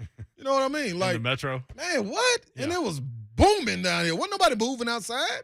Everybody was right here. You know what I mean? You had a couple teams in Williamson County, Brentwood and stuff like that. But remember when you would drive to Murfreesboro and there was actually like country? Like, yeah. And now it's all connected. That's amazing. Even it don't even seem like that far now. No. It When I was a seemed like it was a teenager, long man, way. I thought they were hours apart. Just sitting in the back of the car listening to CDs. When I was a kid, I got my driver's license and everything, and I was kind of talking to this girl in Franklin. Man, it took some talking with my mom to let me go that far. Like that, I might as well have been driving to Alabama. You should have, yeah. Right? That was far. You're exactly right. Now it's like, it's 35 minutes. Yep, that ain't nowhere. Yeah, you're exactly right, dude. No, that's funny. Coming up tomorrow, we need to tell everybody about this. It is Trash Talk Friday on 3HL, so bring it. Yes. With Ron Slay hosting the ceremony. Uh-oh. With Drew Maddox. Hey, Commodore SEC legend himself. Two of the best basketball players come out of this. Nashville legend. Yeah, I love it. So, in addition to that, you'll have Peter Burns with the SEC Network breaking down this weekend's conference games presented by Blue Delta Blue Jeans. Yep. And you've got Arkansas, Alabama, Florida, Missouri. What are we going to see from the Gators? That line keeps going up. It's up to 9.5 or something now. Hey, Mike, I need to hear from you. Auburn at South Carolina, Vandy at Ole Miss. Mm-hmm. By the way, Vandy fan, I did take Vandy plus 36.5. That is a lot of points. And under the total. At Auburn at South Carolina with a brand new quarterback. South Carolina always got a brand new. Oh, you're talking about Auburn. Auburn. Yeah. TJ Finley because Bo Nix is done. That's right.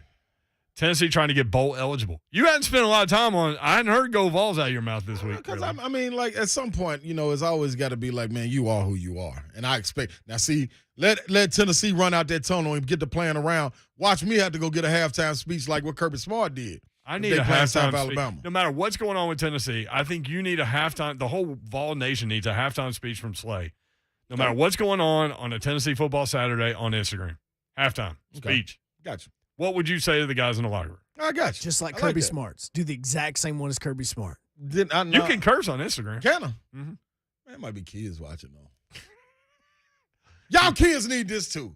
You don't think, I think- hey, kids might need to hear it? Yeah, they do. Especially nowadays. Y'all Today's watch, kids. man, they watch it on YouTube anyway. They do. Well, I'm 100% but they hey man, parents, check out what your kids watching on YouTube, man, because you'll be surprised. It's Mickey Mouse on there cussing sometimes. Yeah, it's supposed to be like a Mickey Mouse shorts. Yeah, it is Hey. wild, He's dude. taking Minnie's clothes off. You're like, what the crap? like, hold on, do. Okay. YouTube. Okay. Calm down, Mickey. Yeah, y'all calm down because sorry. Ramon Foster is going to break down the door because Savagery. we are late to break, Oh. which means nothing to anybody listening except for one person, Paul Mason. Oh yeah, I bet. So we're going to go to break. We gone. And then we'll be back with Ramon Foster Back next. at the Lions.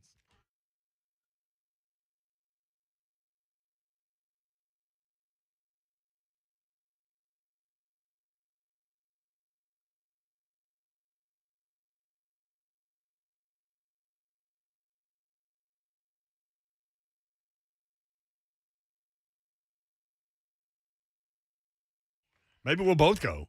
Hey, what up, people? I didn't know what to do. What if we did that? we Would it go. count? Buddy Allen Carpet 1. By the way, we're giving away Titans tickets when we come back, so stay with us. Buddy Allen Carpet 1, you need to stay with them. Is your bathroom overdue for a major overhaul? When it comes to beautiful bathroom renovations, the experts at Buddy Allen have got you and your family covered, whether you're seeking a simple update, like a small sink backsplash or a top-to-bottom revamp. They have the product, skills, and experts to make your vision a reality. Locally owned and operated by the Allen family for more than 55 years. Zach, Jenna, and Judson Allen are in the store every day. Check them out in Donaldson, 2405 Lebanon Pike, 615-883-3289, BuddyAllenCarpet1.com.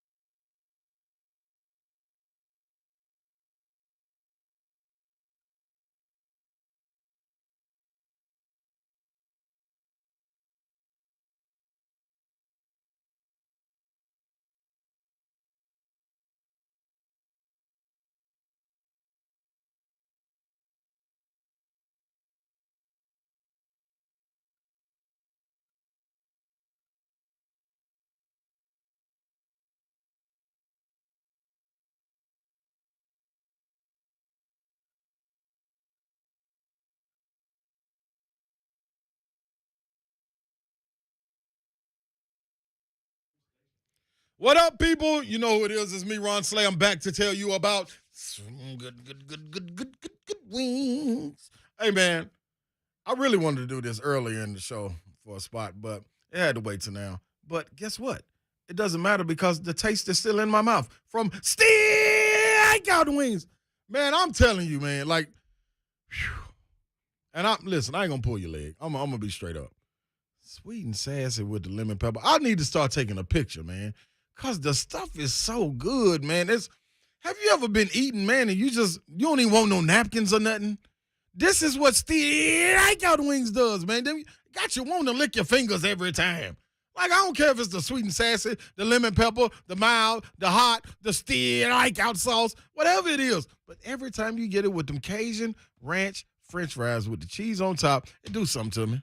I'm telling you, people. And I went in there today, and I said, usually I'm going to give me some water to wash it down. But I saw that red Kool-Aid over there glistening. I had to get it. 2521 Nolanfield Pike or 123 Ewing Drive, right in the Old Princess location. Open 7 days a week. Steakhouse Wings.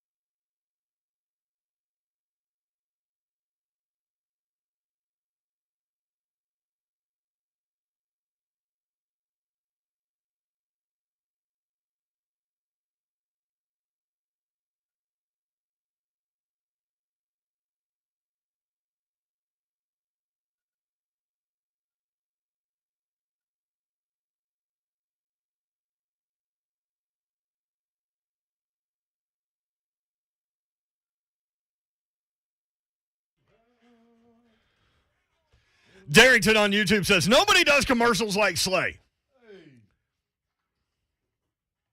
That's definitely true.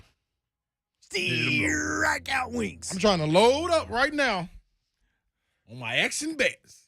Plus, you got new commercials that are about to start, too. Uh-oh, coming soon. I wonder who it could be, everyone. Who wants Slay? Who want me? Who wants some of Debo? That's my bike, fool. That's my commercial, fool. Who is on the hotline? We got... Oh, wait, we got to give away tickets? You want me to give them away? Give them away. All right, everybody. Do you have the reader? I got the reader. You better know I got the reader. I was actually kind of wondering that myself. You wonder if I got the reader? Well, check this really out. was. It's Ticket Thursday. Titan Ticket Thursday. Kentucky legend. Yeah. Titans fans. It's Titan Tickets Thursday. Put the S on the wrong one. Titans Ticket Thursdays, where each Thursday before home games, you have a chance to win a pair of tickets to see your Tennessee Titans face off against their remaining 2021 home opponents at Nissan Stadium, thanks to Kentucky legend. That opponent is the Houston Texans. Be caller number 92. Be caller number 92 now for a chance to win Titans versus Texans tickets. No, we go. Let's try that again. Okay, Let's try that again. There's probably been 92 people that have already called since you started this, but let's try it again. Be caller number 5 right now, 615-737-1045. For more info on Titans Ticket Thursday, presented by Kentucky legend. Hey, we already told people we don't know what day it is, ever. So ever. that is 615-737-1045. Be caller number 5 right now. You got it. Ramon Foster, since you started doing sports talk radio, do you have the same problem we do? Like, we never know what day it is? Man, every day blends together, man. And Yeah. by the way, I've been doing a whole lot of cleanup, guys, at these middle school basketball games that I'm going at. Just so you know, Ron, Brent also. Well, Brent, you didn't involve yourself in our degenerate ways. But Coach Lowry, his son, run the cold left-hander I told you about. Yeah. He came up to me right before I walked out of the gym to do this interview and said, hey, can you tell Ron Slay to quit calling us Kentucky on the radio? I was like, Easton, I got you, man. Guess what? And then a dad walked out with a Kentucky hat on. He was like, man, nice to meet you. I was like, I'm sorry for calling y'all Kentucky. So I've been playing cleanup this whole afternoon, just so y'all know. Savage, let me tell you something, Oh, though, yeah. man. I'm glad you took me out of that because I was very respectful to our Yes, you friends were. in the Commonwealth just Yes, to you the were. north of us. Yes, you were. But this is all I'm I saying. enjoyed the win, though. Whenever we play y'all, Kentucky, whenever we play y'all, that's what you'll be referred to. Outside of that, like I've been calling y'all Kentucky ever since we beat y'all, you know, or you're not on the docket, y'all Kentucky. But I tell you what, basketball season right around the corner. We got you twice. You'll be Kentucky both of those weeks. But right now, you are Kentucky. So salute to y'all. Man, listen, I love everybody. Salute.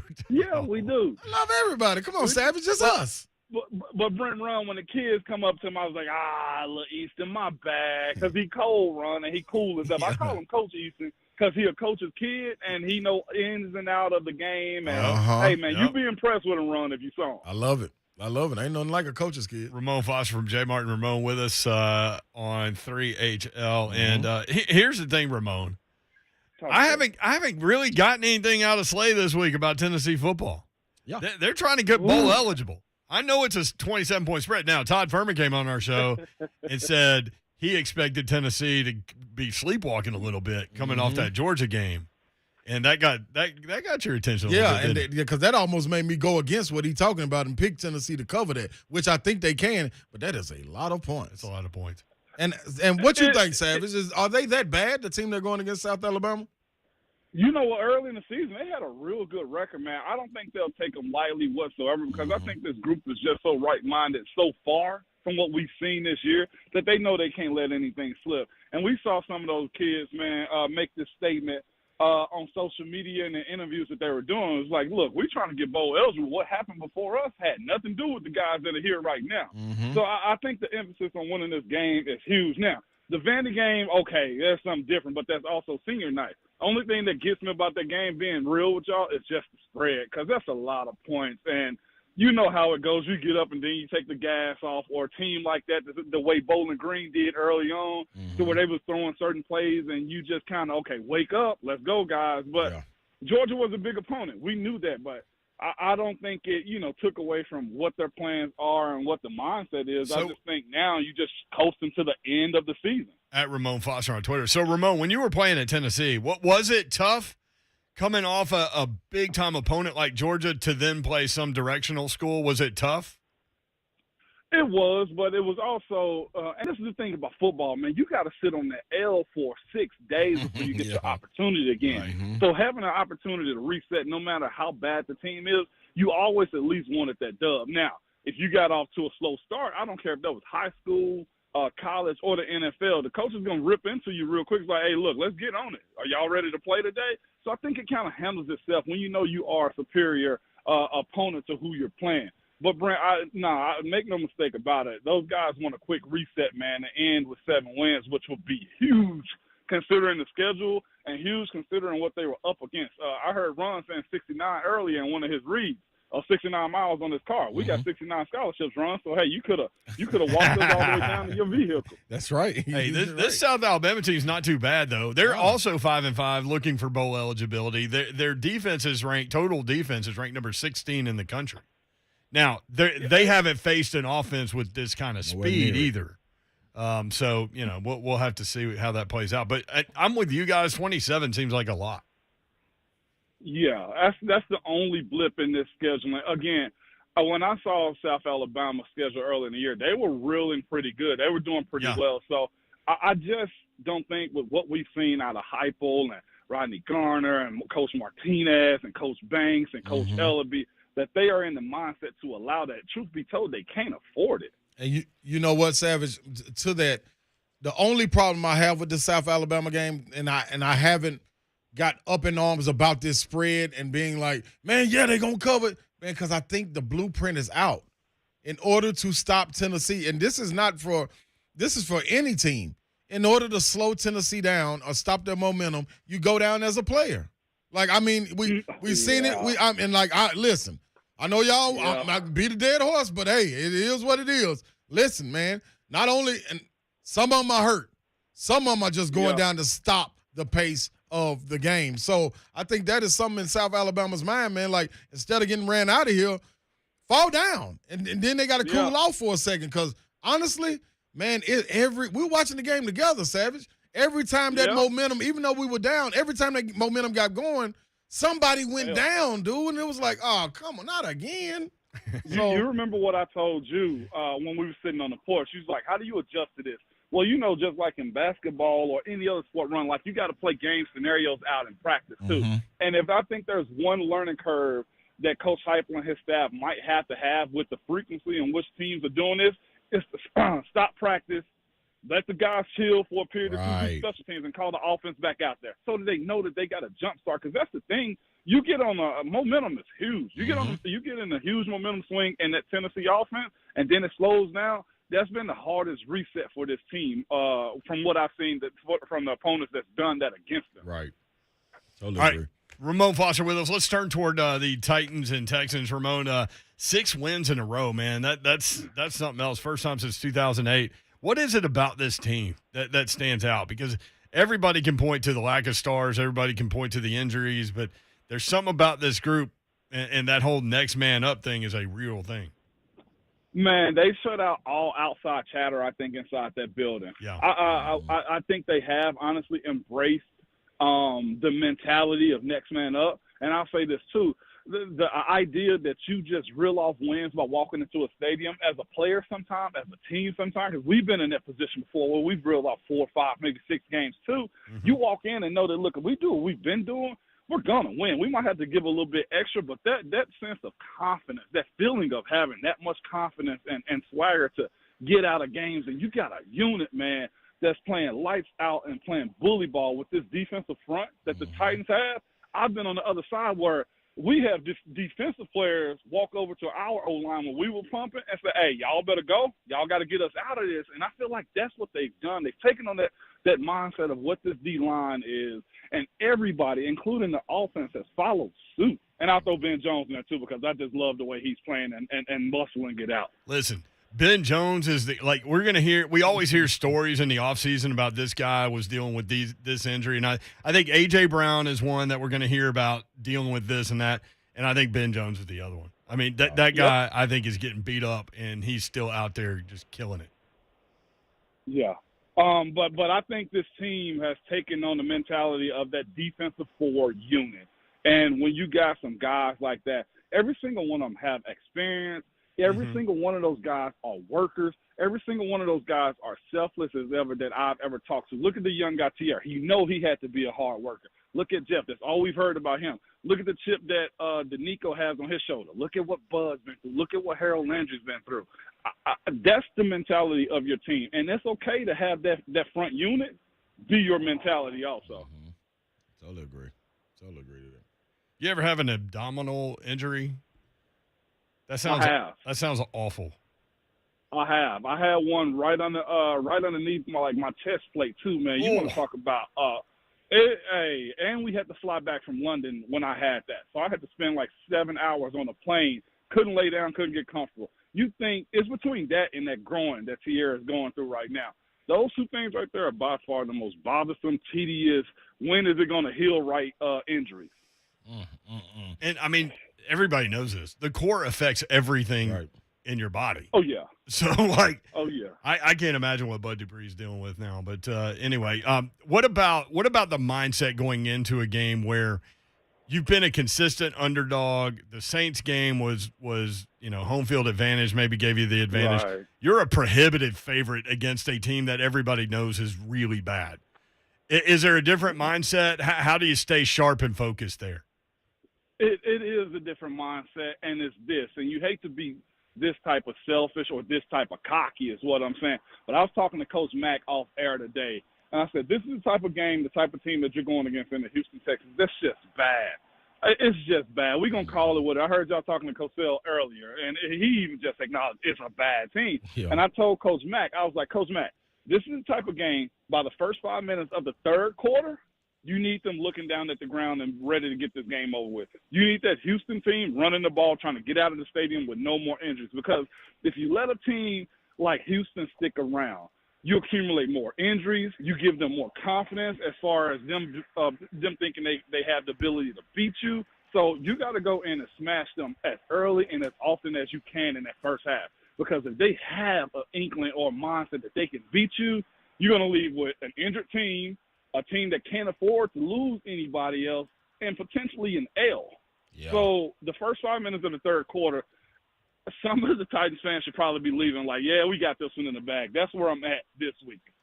Ramon, let me ask you this real quick before we get you out of here. When a running game is struggling the way – offense, period, but specifically the running game, with a guy like Derrick Henry missing, what do you do as an O-line? So do you challenge yourself or what to try to get your guys back on board? Like, man, we got to come out and establish this run game somehow, some way. Do you take that upon yourself or you just lean on the scheme and the strategy of the game? It's a little bit of both, man. I say it falls on the players for sure, but it also falls on the coaches too, as far as like, for the teams that find what their identity is, they start out super simple. And I think that's where they're going to have to go to zone right, zone left, and just figure out what's going to happen. Let guys beat their one-on-one blocks. Now, it's a difference if they're not winning their one-on-one blocks as an offensive line. Then that's another problem right there. I think you find one running back so that guys can get used to his style. I say you simplify the offense. And, yes, those guys man to a man say, hey, look, I'm beating my guy, you beat your guy. Just meet me at the point. And you just continuously chip at that rock, man. I know that's one of the most cliche things to say, but simplify it, find one running back so that O-line can get used to his style and just continuously chip away at it. Mm-hmm. Love it. Ramon Foster, great stuff, man. Always enjoy the visit, man. Love listening to you guys in the morning. That's it. Rep B, Tennessee. That's it, man. Yeah. Rep Brian in for the ailing JMart tomorrow morning, 6 to 10 weekdays on 104.5 The Zone. Savage, I got two words for you. What's that? Tell Keisha. Cinnamon rolls. I'm going to make sure she make them this weekend. Listen, hey, Slay is normally a very giving person. I pointed out that he averaged 2.1 assists per game his senior year at Tennessee. He did not share the cinnamon roll. He ain't passing the roll, boy. No, I need them, boy. That extra icing on it was everything. Yeah, not just no, but hell no. Ron, he should have hit up Cole from Martin and got him a Renum spoon. Renum spoon! All right, Savage. See you, buddy. I'll let y'all. All right, have Ramon Foster on Twitter. When we come back, I don't know. Just stay with us. We'll have something for you. Parsley. Oh. Yeah. Oh, the parsley. It's in. It's locked in, too. I'll be here.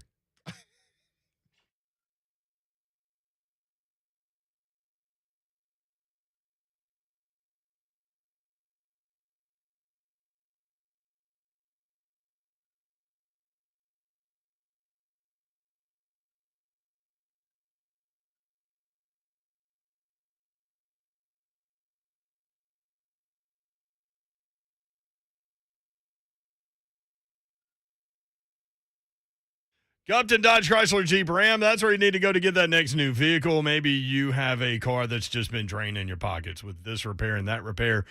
You just can't trust it. It's not reliable. Well, Ken Gupton, the guys at Gupton Dodge Chrysler Jeep Ram are there for you, and they're ready for you. No pressure at all. They simply want you in the vehicle that's right for you, and that's it. So go take your test drive, ask your questions. They'll hook you up, and they will help you out. You'll go inside. They'll help make the numbers work, and it'll be that easy. I've bought multiple vehicles from these guys. They're awesome people. So if you're looking for a car, truck, SUV, or Jeep, maybe you're looking for a new or pre-owned. Either way, these are your guys. So if you're out there kind of shopping dealership to dealership, make sure you include my friends at Gupton Dodge Chrysler Jeep Ram. 3450 Tom Austin Highway in beautiful Springfield, Tennessee. About 30 minutes from downtown Nashville. You can check them out online. GuptonMotors.com is the website. The entire inventory is there. All the dealership information is there as well. Again, GuptonMotors.com. Go see my friends at Gupton Dodge Chrysler Jeep Ram.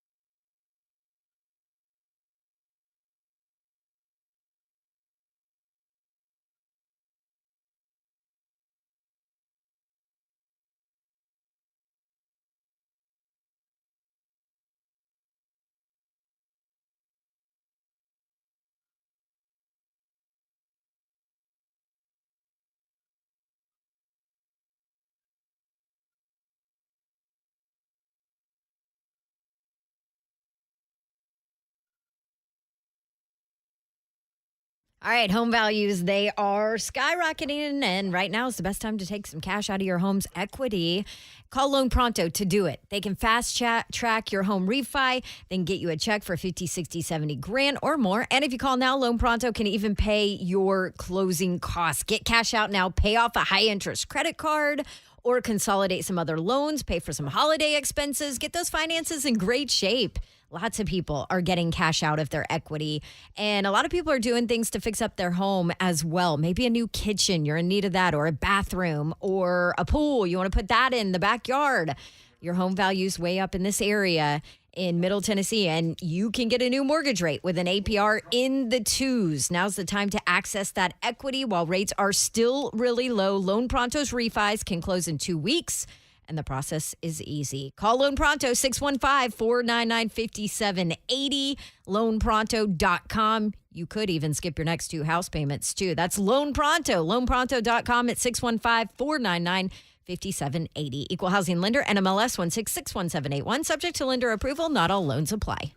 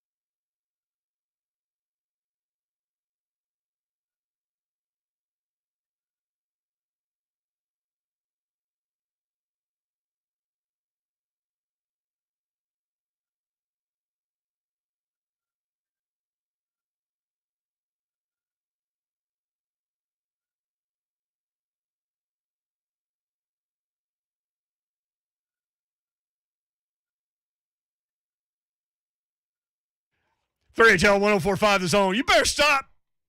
You better stop. I'm up. Over there, Let's go. Over there yawning like he's bored with us. I had to put some gas in the car. We up, baby. You were yawning? We up, baby. He doesn't drink coffee. No, we'll not. That's why, like, we were with Ryan Kelly the other day, the home loan expert guy. Mm-hmm. That dude is nothing but energy. Oh, my gosh. And Ryan I Kelly. always think, like, me, you, and Dawn may Yeah, have one of the most energetic shows in the country. Come with it. There are things that we do that we need to work on for sure. But, like, I think Energy ain't one. I think that's true. But this guy, I know, he's climbing mountains. He us times 4. Yeah. All right, you got a parlay coming? Do we need to play some music? Nope. Oh, no, there's Because I only- lost every time. every time you've lost every time I played music. Every single time. Even when I was playing the sleigh ride music. Yes, them last 2 weeks I lost. Yep. All right. Do not play it. Here we go. Almost December though. Do not pass go. Uh-uh. Do not collect. Oh, yeah. Oh, you gonna collect $200. Yeah, collect the 200. All right, people. Thank you to my guy, Kent McMillan. I'm telling you right now, IntelliTurf, that's the way to go. Artificial turf, you need it. Go get it. Call this number. Listen carefully. It sounds like the mayor's number a little bit, but it ain't him, so don't call the mayor. 615-804-8. Oh, I lied. 804-4927. 615-804-4927. Holla at my guy, Kent McMillan, for all your turf needs, man. I'm telling you, you can get it right there in the back of your house. You got pets and stuff and make it so easy to clean up the poop. Or if you want to get back there and practice on your green, you know, it's all right there Here's for you. what's going to happen tomorrow when I'm not here, and it's the Ron Slade Drew Maddox show. Yeah. If you lose this parlay, I'm going to get blamed for it. You better believe it. 100%. Because I wasn't going there. Because you weren't going to do it. Oh, yeah. It's going to be the entire time. It's going to be you getting blamed for it. Because I'll say, Slay, what happened last night in that Dallas-Atlanta game? Yeah. Or that New England-Atlanta game? Yep. And all I'm going to say is I was walking through the house, going downstairs to give me give me a nice little cold drink and going back upstairs, and I heard a car running in the garage. I go look outside, look in the garage, and all of a sudden this mayor sitting in the passenger seat pumping his arms in the air with the car started. And I'm like, dude, where you going? Yeah, we going to the game. I'm like, come on, dog. Not today. Man, car ain't got no roof. And I'm like, well, here we go. Oh! Wait, you told me not to play any I music. know, I didn't. That You was told just me for the not to car. play any That's music. what I heard in the garage. That's what I got heard all in the my garage. people. That's why I was like, wait a minute. So then I walk out there and we get in the car. Now we're in the car. So people, We be in the city. we be in the city. And here it is. This is your parlay. I'm taking Atlanta Falcons. +7. Okay, I did do that part. What? You did this part too on the slick. What I love is how Slay's doing is like, well, we're taking Atlanta. Yeah. This is where I put him on his own island. No, but he there. I just can't find you.